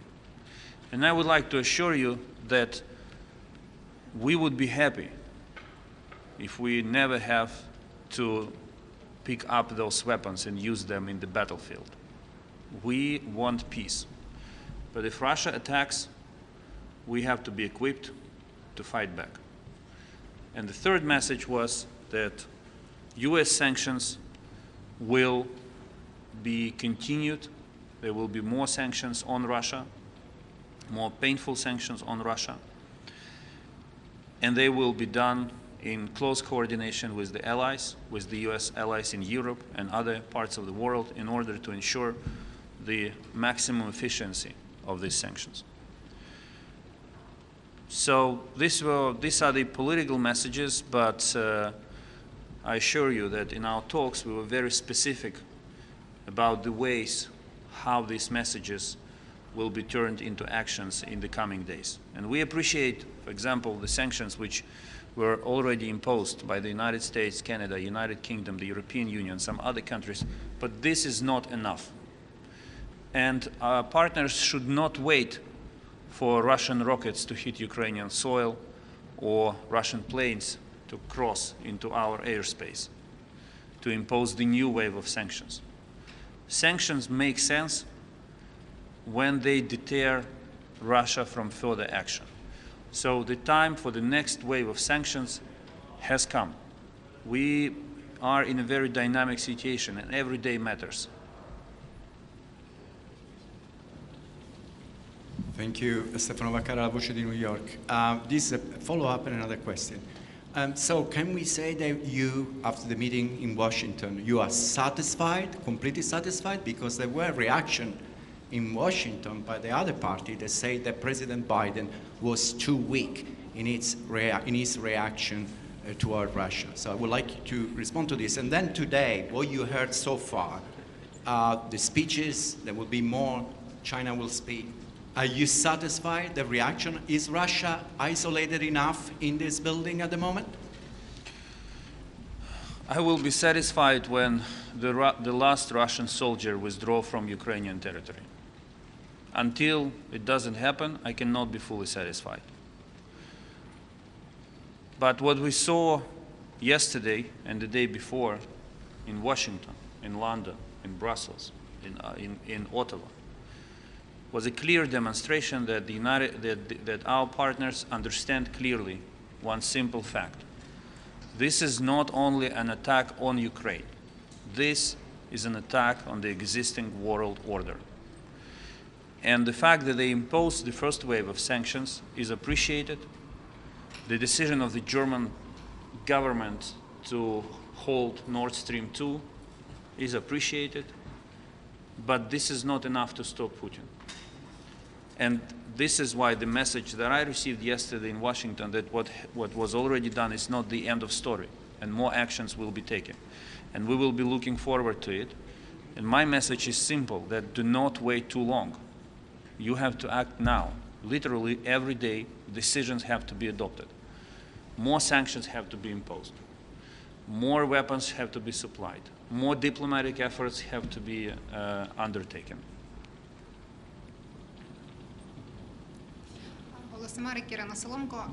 Mr. Minister, I would like to come back to UN topic, actually, because since we're here. You already mentioned about the tools, practical tools that can be implemented by UN to help Ukraine. Can you be more specific about deadlines, about conditions when we can talk about, like, for example, strengths of humanitarian aid to Ukraine, or like peacekeeping missions that actually everybody is expected to see? Thank you. Again, deadline for every action aimed at preventing the war is now. We all have our bureaucracies. National governments, international organizations, they are essentially bureaucratic structures, and we understand that there are procedures. So the sooner these procedures are launched, the better it is. The situation deteriorates every day, and no one can allow waiting until it's too late. As foreign minister, I do my best to avoid a situation when the world reacts to the war only after Ukrainian blood will be spilled. I do not want my compatriots to pay their lives and sufferings for the reluctance, for the cautiousness, for the inability to act by other governments or international organizations. This is why I'm saying clearly here in the United Nations, and I said it yesterday in Washington, we appreciate what has been done, but this is not enough. More needs to be done as soon as possible. Foreign Minister, thank you so much for this availability. My question goes to the message that the Russian ambassador gave. At the end of his speech, he said that the Russian military will be in charge of peacekeeping, and they will not be softy with the violators. What can you say about that type of message, especially after the Secretary General was very clear about his concern of the use of the word peacekeeping to refer to the Russian military on the Donbas area? I think the Secretary General should come out and say a very simple thing.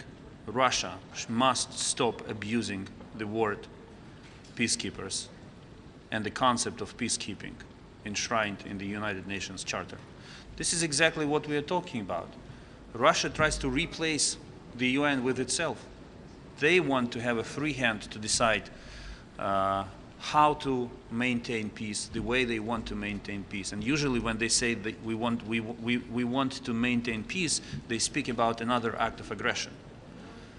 And the use of the word peacekeepers may work for Russian audience, but it shouldn't mislead the world. And the world should clearly debunk this disinformation and speak openly. This is the time to call spade a spade. Speaking about classic diplomatic narratives do not work anymore. Calling on both sides to de-escalate or making statements not mentioning Russia doesn't help anyone except Russia, because it creates space for Russia to move forward and to come to a conclusion that in the end everything will be fine. Because if they are afraid to call us by name now, under these critical circumstances, then they will tolerate any kind of behavior. But again, I will repeat it, the fact that you mentioned about the reference to peacekeepers, it's another manifestation of Russia's ignorance, of Russia ignoring the United Nations, of Russia attacking the fundamental concepts of the United Nations. And I'm not exaggerating when I'm saying that what Russia is doing now is an attempt to make the United Nations follow the path of the League of Nations. We all saw it in history. And it's for our generation who learned history, who read history books, who know diplomacy, to avoid the repetition of this scenario. No one can say now this has never happened before. We didn't realize where it would take us to. There will be no such excuse. Everyone perfectly understands what is happening here. And the attack on the Secretary General by the Russian ambassador is unprecedented. And if the United Nations tolerate such an attack, it will be only the United Nations who will suffer the most and who will end up discredited and unrespected. Thank you. Thank you, Mr. Foreign Minister, and thank you for this availability. And welcome to New York. There has been a lot of concern about how President Biden described the invasion by Russia, calling it the start of an invasion. Just to follow up to what you mentioned, did you talk to him about how he might have moved the goalpost in imposing sanctions on Russia, how for months he threatened to impose those hard-hitting sanctions, and now there is talk that perhaps throwing Russia out of the SWIFT financial system might be out of the question. That was the nuclear option. And my second question is, after what you heard from the Russians today at the United Nations General Assembly, under what circumstance would you sit down at the same table with your Russian counterpart, Sergei Lavrov, for some kind of negotiation about this matter? Thank you. As far as I understand President Biden, his idea is to impose sanctions by waves. And we accept this approach. But what I said to the President yesterday, what I said to other interlocutors and during my meetings here in the United Nations, is that these waves should come one after another. Again, we appreciate decisions already taken, but they're not enough to prevent Russia from changing their mind, to prevent President Putin from changing their mind. This is not enough. And we should not allow Russia the slightest possibility to think that the unbearable sanctions which were promised to them will be bearable. Now, on Minister Lavrov, I was appointed as foreign minister in March 2020, and since then there were numerous attempts to arrange our meeting in Normandy formats.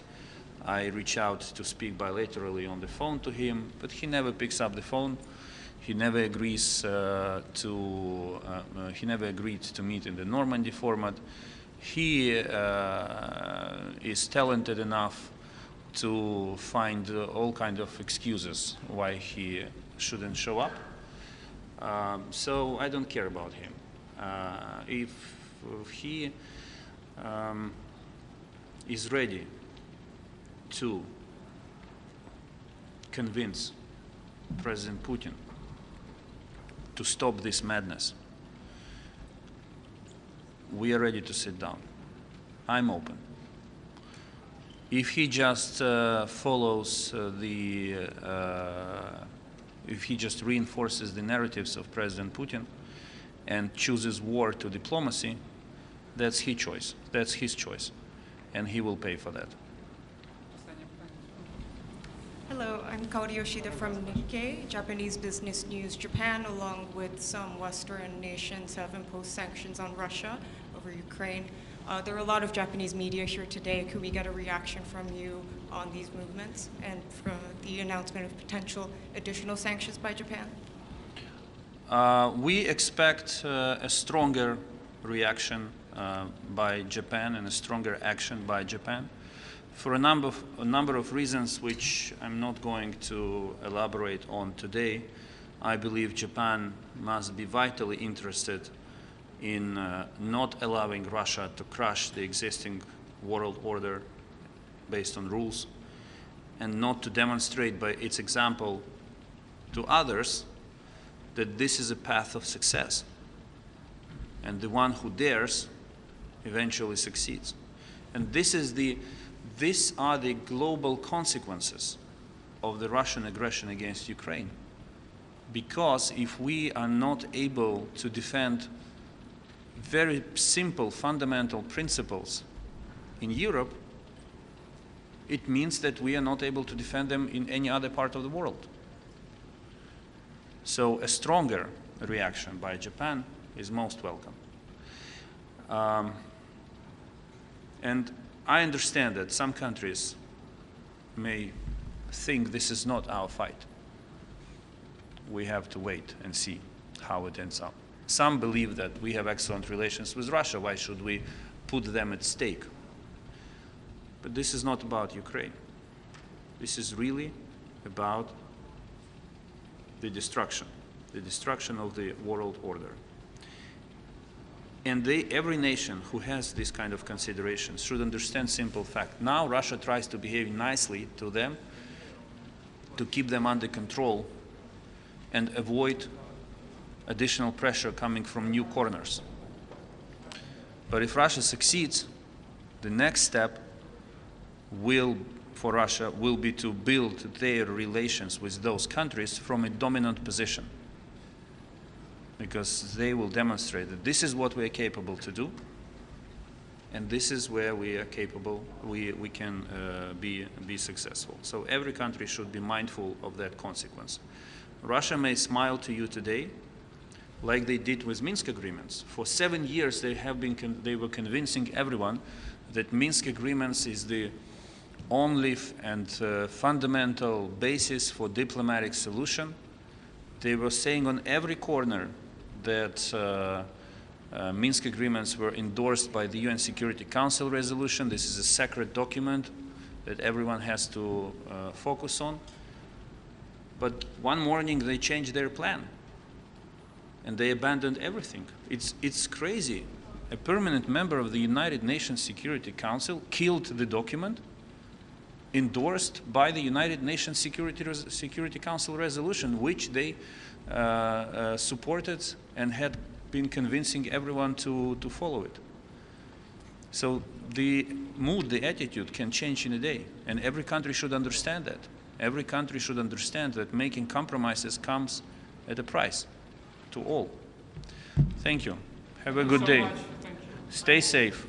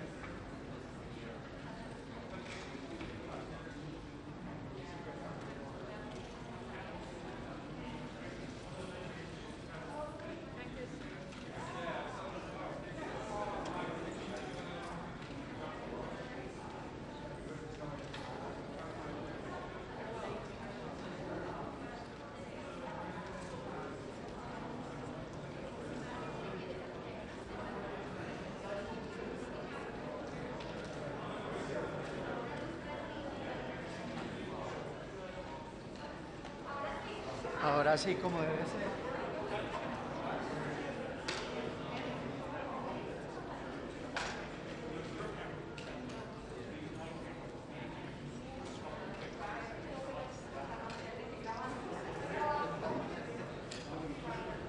Millions d'Ukrainiens. De nombreux autres Ukrainiens ont besoin d'aide humanitaire.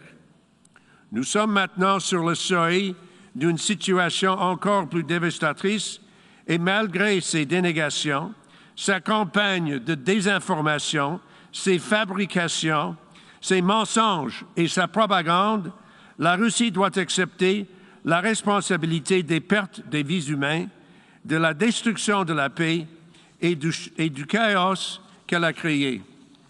We strongly condemn the recognition by Russia of the so-called Donetsk and Luhansk People's Republics and its decision to move troops into Ukraine under what they call peacekeeping, but anyone else who understands the meaning of language would call war-making. They're not peacekeepers. They're soldiers who are there to invade. Their actions violate several treaties and international agreements to which Russia is a signatory, including the Budapest Accords, the Minsk Agreements, and of course the Charter. These come with obligations that Russia is clearly rejecting. As demonstrated today, Canada and the international community are united and steadfast in our support for Ukraine and for its people. We're implementing responsive measures, including economic sanctions. If Russia further escalates, we will follow with more severe measures. Russia and its acolytes can spin and can contort all they want, but the violations of international law are theirs. The loss of life, the wounding, the pain, the suffering are all their responsibilities. As it's been said, this is President Putin's choice. We shall respond to any further violations of the UN Charter collectively with our allies and with great determination. It is never too late to stop. It's never too late to make a turn to diplomacy, to dialogue, and to negotiation. Together with our partners in Europe, in NATO and the OSCE, Canada has made it very clear, and I repeat today, we are prepared to talk directly about mutual reductions in threats to the peace of Europe, to ensure peace, prosperity, and progress for all peoples living in this region that has, in this past century, known too much hardship, too much tragedy, too much loss of life. We are steadfast in our commitment to Ukraine's sovereignty, territorial integrity, and independence. It's clear that the Russian Federation's actions directly threaten this sovereignty, this territorial integrity of Ukraine, and undermine the entire rules-based international order. Russia's hostile actions have to stop. Ukraine is not a mistake. Ukraine is a sovereign nation. Its autonomy must be respected and its territorial integrity restored. It is a solemn and considered decision of a people who have sought freedom and prosperity on their own terms. Most of us have referred to President Putin's speech of Monday. I noticed that my colleague from the Russian Federation did not. But in that speech, it's clear he denied the existence of the other. And when he did that, he made it apparent to the whole world that this is not about NATO. This is not about the European Union. This is about the existence and the right to existence of a member state of this organization. Mr. President, each and every member state that is here, we all, each and every one of us, has an obligation to uphold the territorial integrity of other states, to oppose invasions, and to insist on the peaceful resolution of disputes. That's what we've all signed up for. We didn't sign up for it just for ourselves. We didn't say this applies to us, but it doesn't apply to anyone else. It applies to all of us. No matter how big or how small you may be, it applies to each and every one of us. No nation, no matter how powerful it may be, can take the law into its own hands. No nation has the right to use its might to destroy everyone else's rights. Speaking as a proud Canadian, I can say we worked for peace with justice in Korea. We worked hard during the Suez Crisis in 1956. And again, when we said there was no legal basis for the invasion of Iraq in 2003. These were not easy decisions. They were not necessarily popular in all quarters, or even among some of our allies. But they were based on a powerful belief in law, in rules, in common decency, and in multilateralism that is now embedded in our bones.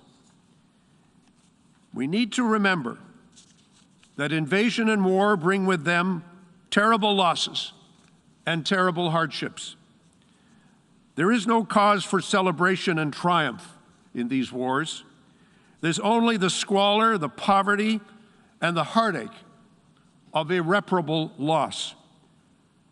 There's been much talk about legacies. Let's be clear. That will be the only legacy of those who are responsible for this entirely avoidable conflict. All those countries formerly under the yoke of tyranny, communism, empire, they share this right with Ukraine. Canada's history and our proud association with all the people of Eastern Europe have led us to this point. We are partners in peace. We are partners in the quest for security and prosperity, and partners in the struggle for a world bound together by peaceful, friendly relations among nations, and a common commitment to democracy and the rule of law. Mr. President, in closing, I would say this. In the darkest days of World War II, it is said that a representative of the United States government, Harry Hopkins, was having a meeting with Winston Churchill. And at the end of that meeting, he said, "Whither thou goest, I will go. Whither thou lodgest, I will lodge. Thy people shall be my people." And so Canada says to Ukraine and to all those who are challenged, "Whither thou goest, we will go." Thank you, Mr. President. I thank the distinguished representative of Canada for your statements.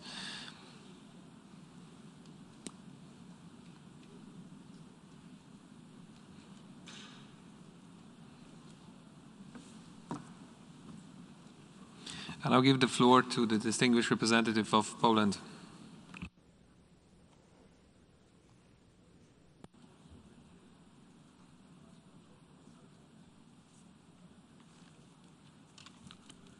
Mr. President, distinguished delegates, we are gathered in this chamber because we, the peoples of the United Nations, all and each of us, have pledged to the UN Charter to, I quote, reaffirm faith in fundamental human rights, the dignity and worth of the human persons, in the equal rights of the men and women, and all nations, large and small.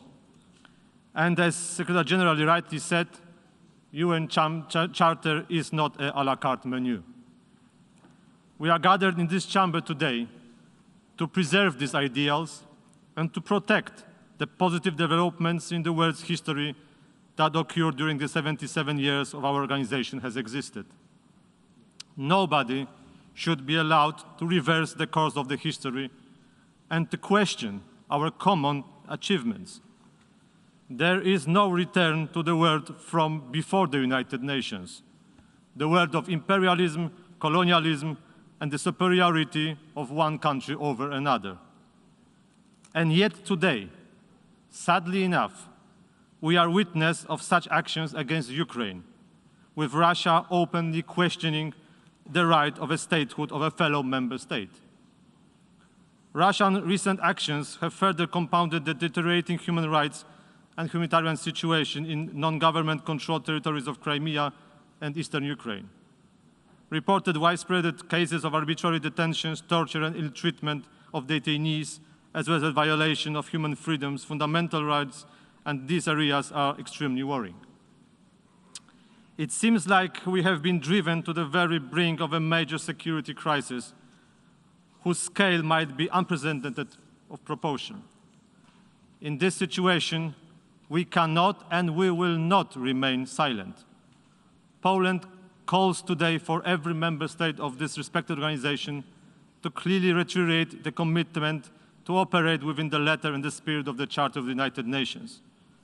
Article 2 of the document stipulates clearly, and I quote again, all members shall refrain in their international relations from the threat of or use of force against the territorial integrity or political independence of any state, end of quote. There is no place for indifference here. We call all in each member state to strongly condemn all acts of aggression and continuing policies of fait accompli pursued by Russia. This aggression must stop, and Russian forces must be withdrawn.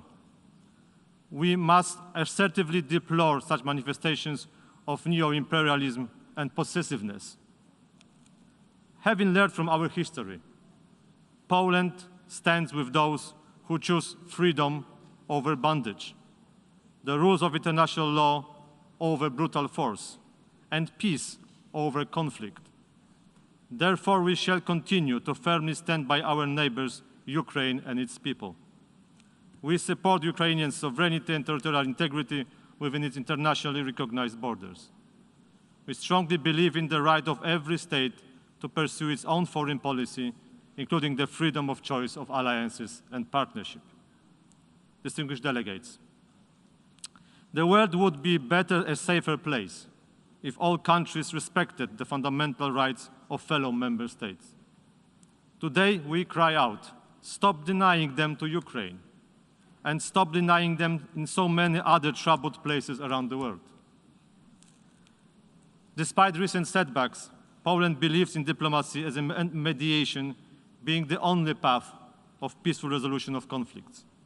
Therefore, as the current chairmanship in office of the Organization of Security and Cooperation in Europe, we have proposed to launch a new initiative called Renewed European Security Dialogue. We offer our good services to make it a success. Distinguished delegates, Mr. President, history has not ended. Let's move it forward together. Let's not allow any old resentments or past frustrations to hold you back. Большое спасибо. Thank you very much. I thank the distinguished representative of Poland.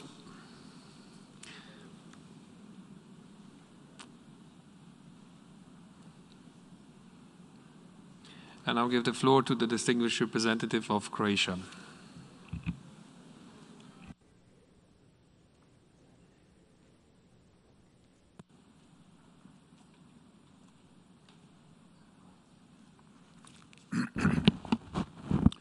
Mr. President, Croatia aligns itself with the statement delivered by the European Union, and I will make a few additional remarks in my national capacity. Croatia reaffirms unwavering support to the independence, sovereignty, and territorial integrity of Ukraine within its internationally recognized borders. In this spirit, we echo Secretary General's statement on Ukraine on Monday and yesterday. We reject Russia's decision to recognize the self-proclaimed regions of Donetsk and Luhansk as an act in clear violation of international law, from the UN Charter to the Minsk agreements. This regrettable step is gravely undermining efforts for a diplomatic solution to the crisis. We reiterate Croatia's consistent and principled position of non-recognition of the illegal annexation of Ukraine's autonomous Republic of Crimea and the city of Sevastopol. We also continue to be worried about the militarization of the Crimean Peninsula, as well as by further attempts to restrict freedom of navigation through the Kerch Strait, including to and from the Sea of Azov. Croatia consistently supports a peaceful resolution to the conflict in eastern Ukraine by diplomatic means. We reiterate our full support for the efforts of the Normandy format, the Trilateral Contact Group, and the Organization for Security and Cooperation in Europe, as well as the other diplomatic initiatives and missions. Now is the time to engage constructively to towards a sustainable and peaceful solution, with a view to the full implementation of the Minsk agreements. We also remain deeply concerned with reports of serious violations and continuous deterioration of human rights and humanitarian situation in eastern Ukraine, as well as in Crimea. We continue to support critical protection, monitoring, reporting and advocacy work of the UN High Representative for Human Rights and the UN Human Rights Monitoring Mission in Ukraine. We are concerned with numerous ceasefire violations and support the work of OSCE Special Monitoring Mission, and in current circumstances, particularly ask Russia to ensure the personal safety of the monitors and to allow unhindered implementation of their duties under the agreed mandate. After 8 years of conflict, the deteriorating security situation in eastern Ukraine has dire consequences for all Ukrainians, especially millions of civilians living in and near the conflict zone. Distinguished delegates, we need no further threatening escalation.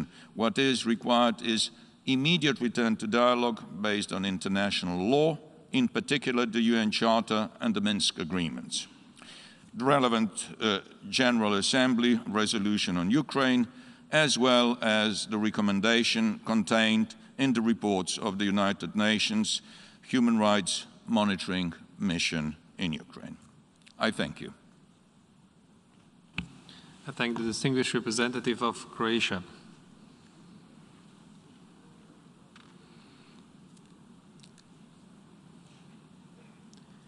And I will give the floor to the distinguished representative of Netherlands.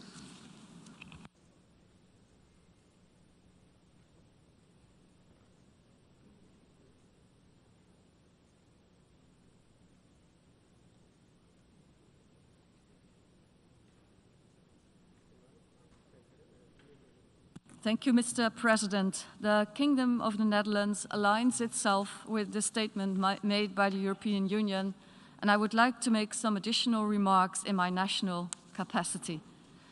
Mr. President, we meet at a time when, as the Secretary General said, the UN and the international system are being tested. The decision of the Russian Federation to recognize the so-called independence of and send troops to the separatist-controlled territories in Ukraine is a violation of the sovereignty and territorial integrity of Ukraine. It is also a violation of the UN Charter and of the Minsk agreements endorsed by the Security Council. We can only see these actions by Russia as a deliberate choice to further escalate an already volatile situation. The Netherlands strongly condemns these acts and has responded firmly in close coordination with our partners. Any further escalation will be met with a similarly firm response. We call on Russia to reverse its illegal decisions, to immediately withdraw its troops, and to engage seriously and in good faith in dialogue with Ukraine to find a diplomatic solution. Mr. President, unfortunately, this is not a new situation. Russian violation of international law in Ukraine already started 8 years ago. The illegal annexation of Crimea and the ongoing destabilizing role of Russia in Donbass go directly against Article 2, as just quoted by the Permanent Representative of Canada. Like many others, I therefore reiterate my country's strong commitment to the sovereignty, political independence, unity, and territorial integrity of Ukraine within its international recognized borders, so including Crimea and its adjacent waters. Mr. President, the events of the past 8 years have already come at considerable cost for the affected population.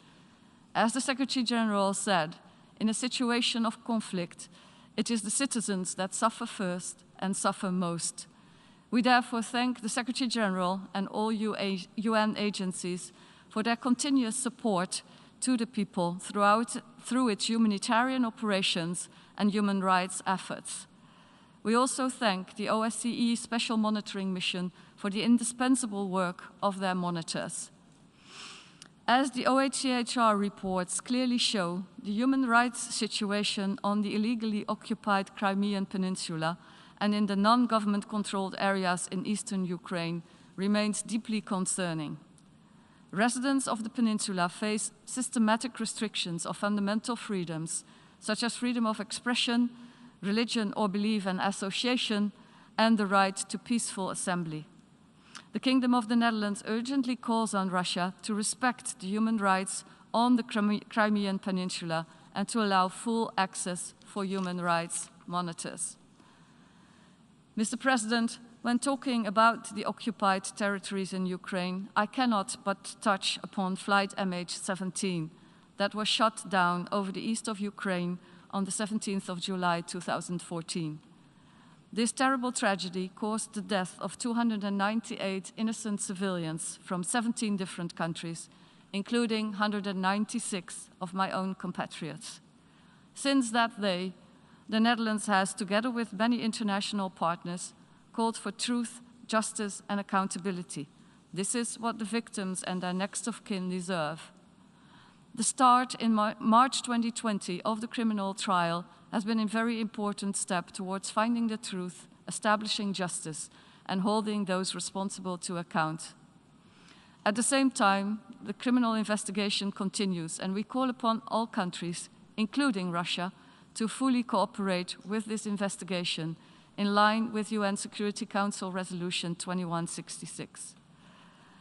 Let me end by reiterating that sustainable peace and stability in the region will only be possible if the Russian Federation moves away from the current path of escalation by fully respecting the sovereignty and territorial integrity of Ukraine and returning to the path of dialogue and negotiations. I thank you, Mr. President. I thank the distinguished representative of Netherlands.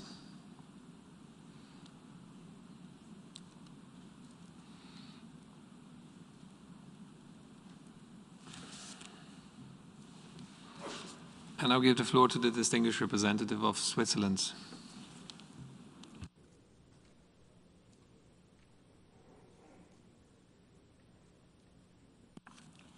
Monsieur le Président, chers collègues, par la Charte des Nations Unies, nous, États membres, nous sommes engagés à pratiquer la tolérance, à vivre en paix l'un avec l'autre dans un esprit de bon voisinage et à unir nos forces pour maintenir la paix et la sécurité internationale.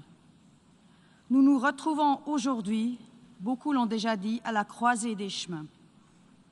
Ou pour reprendre les mots du secrétaire général, les principes de la Charte ne constituent pas un menu à la carte. Nous devons tous les appliquer, à tout moment et dans leur ensemble. La reconnaissance par la Fédération de Russie des régions ukrainiennes de Donetsk et Luhansk dans leurs frontières administratives comme États indépendants constitue une violation de l'intégrité territoriale et de la souveraineté de l'Ukraine et donc une violation manifeste du droit international, en particulier de la Charte des Nations Unies. La Suisse condamne ces violations par la Russie. En reconnaissant l'indépendance de ces régions, la Russie a aussi violé les accords de Minsk qu'elle a co-signés. Ces accords servent de base à la désescalade et à la résolution politique pacifique du conflit dans l'est de l'Ukraine. En tant que membre du groupe de contact trilatéral, la Russie a l'obligation de soutenir la mise en œuvre des accords de Minsk. Elle s'est également engagée à les mettre en œuvre par le biais de la résolution 2202 du Conseil de sécurité. La Suisse est fortement préoccupée par l'envoi de troupes russes dans l'est de l'Ukraine et par le risque élevé d'une escalade militaire. Elle appelle la Russie à respecter ses obligations internationales et à revenir sur ses actes, ainsi qu'à retirer ses troupes et à contribuer à la désescalade. La Suisse réitère son plein soutien à l'indépendance, à la souveraineté et à l'intégrité territoriale de l'Ukraine à l'intérieur de ses frontières internationalement reconnues. Mon pays appelle tous les acteurs à respecter le droit international, notamment le droit international humanitaire et les droits de l'homme. La population civile lourdement éprouvée, les personnes hors de combat et les infrastructures civiles doivent être protégées. Les besoins humanitaires sont élevés. Face à cette crise, la Suisse souligne le rôle essentiel de l'Organisation pour la sécurité et la coopération en Europe et de sa mission spéciale d'observation. Cette mission civile et non armée doit pouvoir remplir son mandat sans interférence et avoir un accès sûr et sécurisé à toute l'Ukraine. Mon pays continue de soutenir la mission et notre personnel y restera engagé. Nous en appelons à la poursuite d'une résolution diplomatique et politique du conflit et saluons l'offre de bons offices du secrétaire général des Nations Unies. Monsieur le Président, cela fait 8 ans que cette Assemblée se réunit chaque année en réaffirmant son soutien à l'intégrité territoriale de l'Ukraine, suite à l'annexion de la République autonome de Crimée et de la ville de Sébastopol par la Fédération de Russie. Tous les ans, mon pays, comme beaucoup d'autres, réitère sa condamnation de l'annexion comme un acte contrevenant au droit international. Depuis 8 ans, la population civile affectée par le conflit voit son espoir légitime pour un avenir plus sûr et plus pacifique déçu. Il est grand temps que cela change. La violence engendre la violence. Elle n'est jamais une solution. Les conflits doivent être résolus par des moyens diplomatiques. Le chemin du dialogue doit toujours rester ouvert. La Suisse reste à disposition pour soutenir tous les efforts dans ce sens. Je vous remercie. I thank the distinguished representative of Switzerland.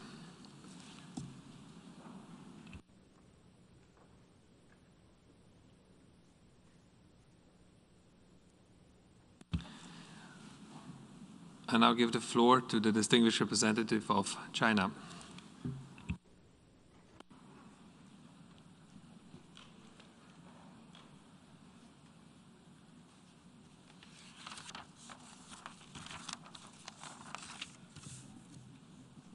President, 中方对乌克兰局势的演变表示关注。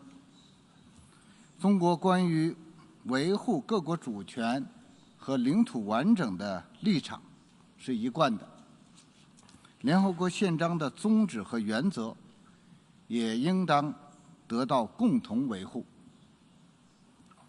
同时，我们注意到，乌克兰问题有着复杂的历史经纬和现实因素，演变至今是一系列因素共同作用的结果。当前形势下，有关各方都要保持克制，避免任何可能加剧紧张局势的行动。中方呼吁各方认识到落实安全不可分割原则的重要性，继续开展对话协商，在平等和相互尊重的基础上，继续通过和平方式寻求解决彼此关切的合理方案。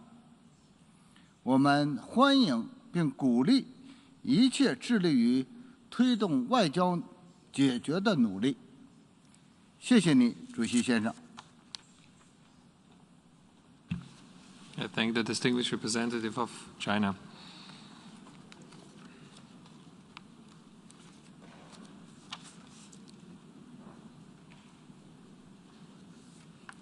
And I'll give the floor to the distinguished representative of New Zealand.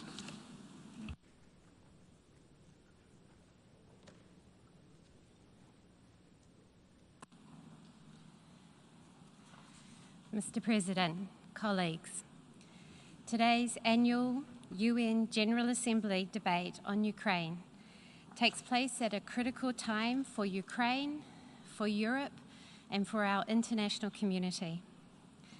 Consistent with the UN Charter and as members of the General Assembly, it is our responsibility to do all that we can do to avoid the deadly consequences of war. We know only too well that the cost of conflict falls on civilians, with a disproportionate burden carried by women, children, and the elderly.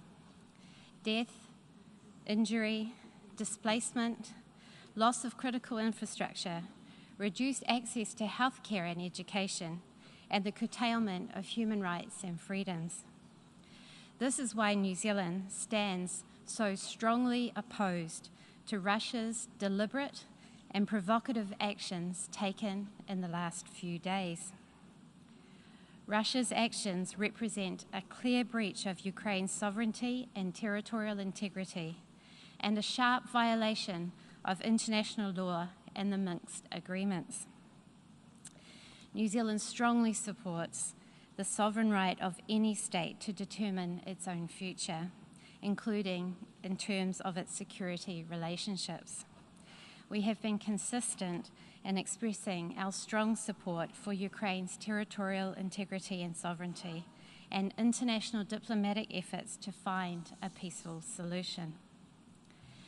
There is no basis under international law for the recognition of the self-proclaimed Donetsk People's Republic and Luhansk People's Republic. Their recognition by Russia and the deployment of Russian troops into the Donetsk and Luhansk regions undermines diplomatic efforts towards a de-escalation of the crisis between Russia and Ukraine.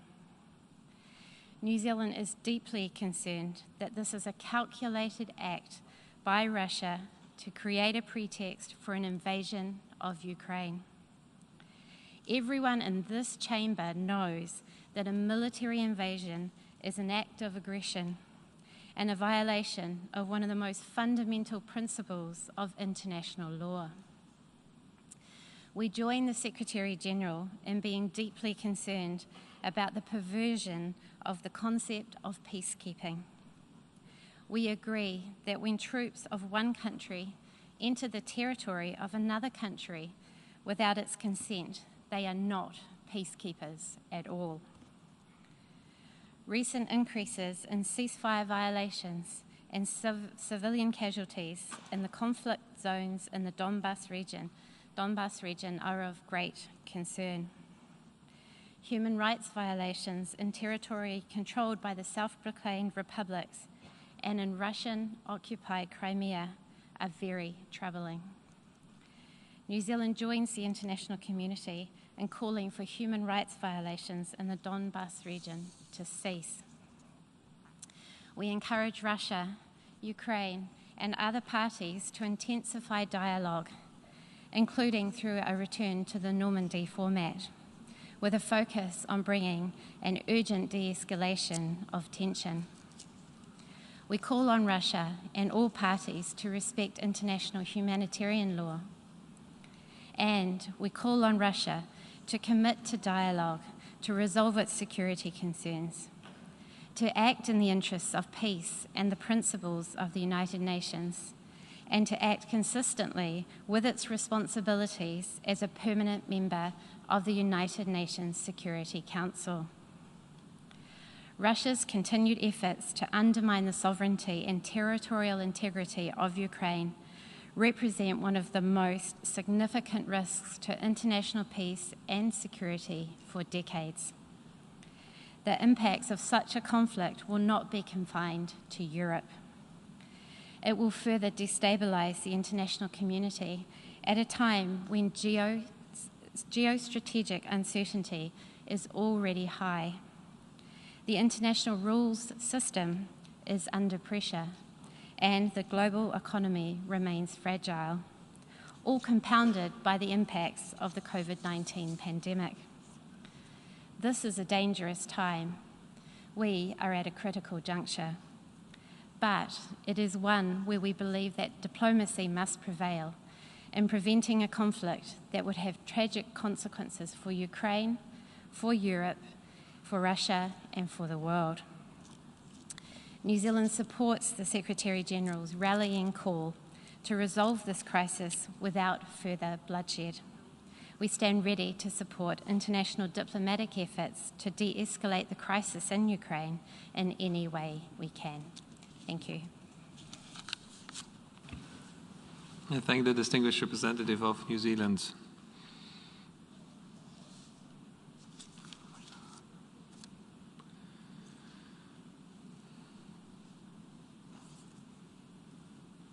I now give the floor to the distinguished representative of Italy.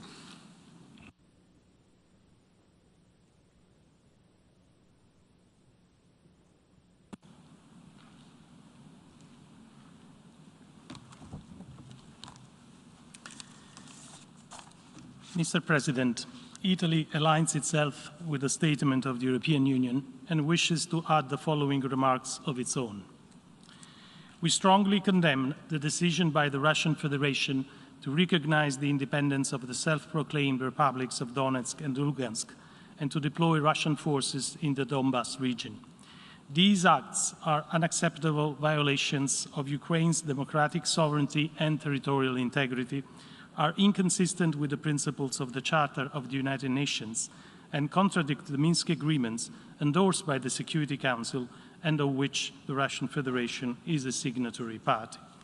The EU has already responded to these violations with additional restrictive measures, including on economic relations and trade with the non-governmental controlled areas, in the financial sphere with asset freeze of some banks and restrictions on sovereign debt, as well as against individuals and entities responsible for undermining the territorial integrity of Ukraine.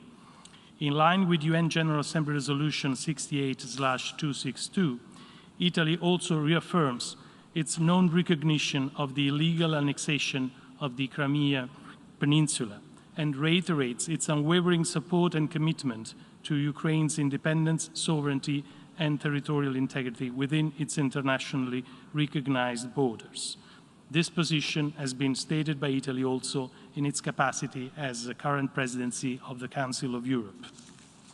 We call on Russia to reconsider its decisions to de-escalate tensions, to withdraw military forces from Ukraine's territory, and to fully abide by its international commitments.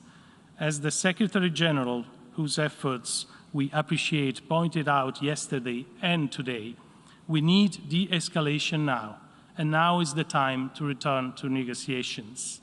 We urge Russia to pursue dialogue on security issues through the US-Russia Strategic Stability Dialogue, the NATO-Russia Council, and the OSCE. We commend the renewed OSCE European Security Dialogue launched by the Polish OSCE chairmanship in office, and we encourage Russia to engage constructively in it. While the offer of dialogue remains standing, any further military initiative against Ukraine would trigger an additional united and firm response. Mr. President, after almost 8 years of conflict and in light of the latest developments, we are more and more concerned about the condition of the civilian population in Ukraine, which continues to bear the heaviest burden. It is of the utmost importance to provide effective and unhindered assistance to those in need and to help preserve the economic and financial stability of Ukraine, which is being further undermined by the current crisis environment. In this regard, Italy intends to support Ukraine with an amount of around 110 million euros in aid credit and grants. Building on the support that it has provided since 2014, Italy remains committed to do its part together with its European partners and in full solidarity with the Ukrainian people. Mr. President, Italy will continue to be actively engaged in close coordination with its European partners and with its allies to promote a peaceful solution to this crisis and to avert a conflict at the heart of Europe, which would have disastrous humanitarian and economic consequences. I thank you, Mr. President. I thank the distinguished representative of Italy. We have heard the last speaker in the debate on this item for this morning. We shall hear the remaining speakers at 3 p.m. today in this hall. The meeting is adjourned.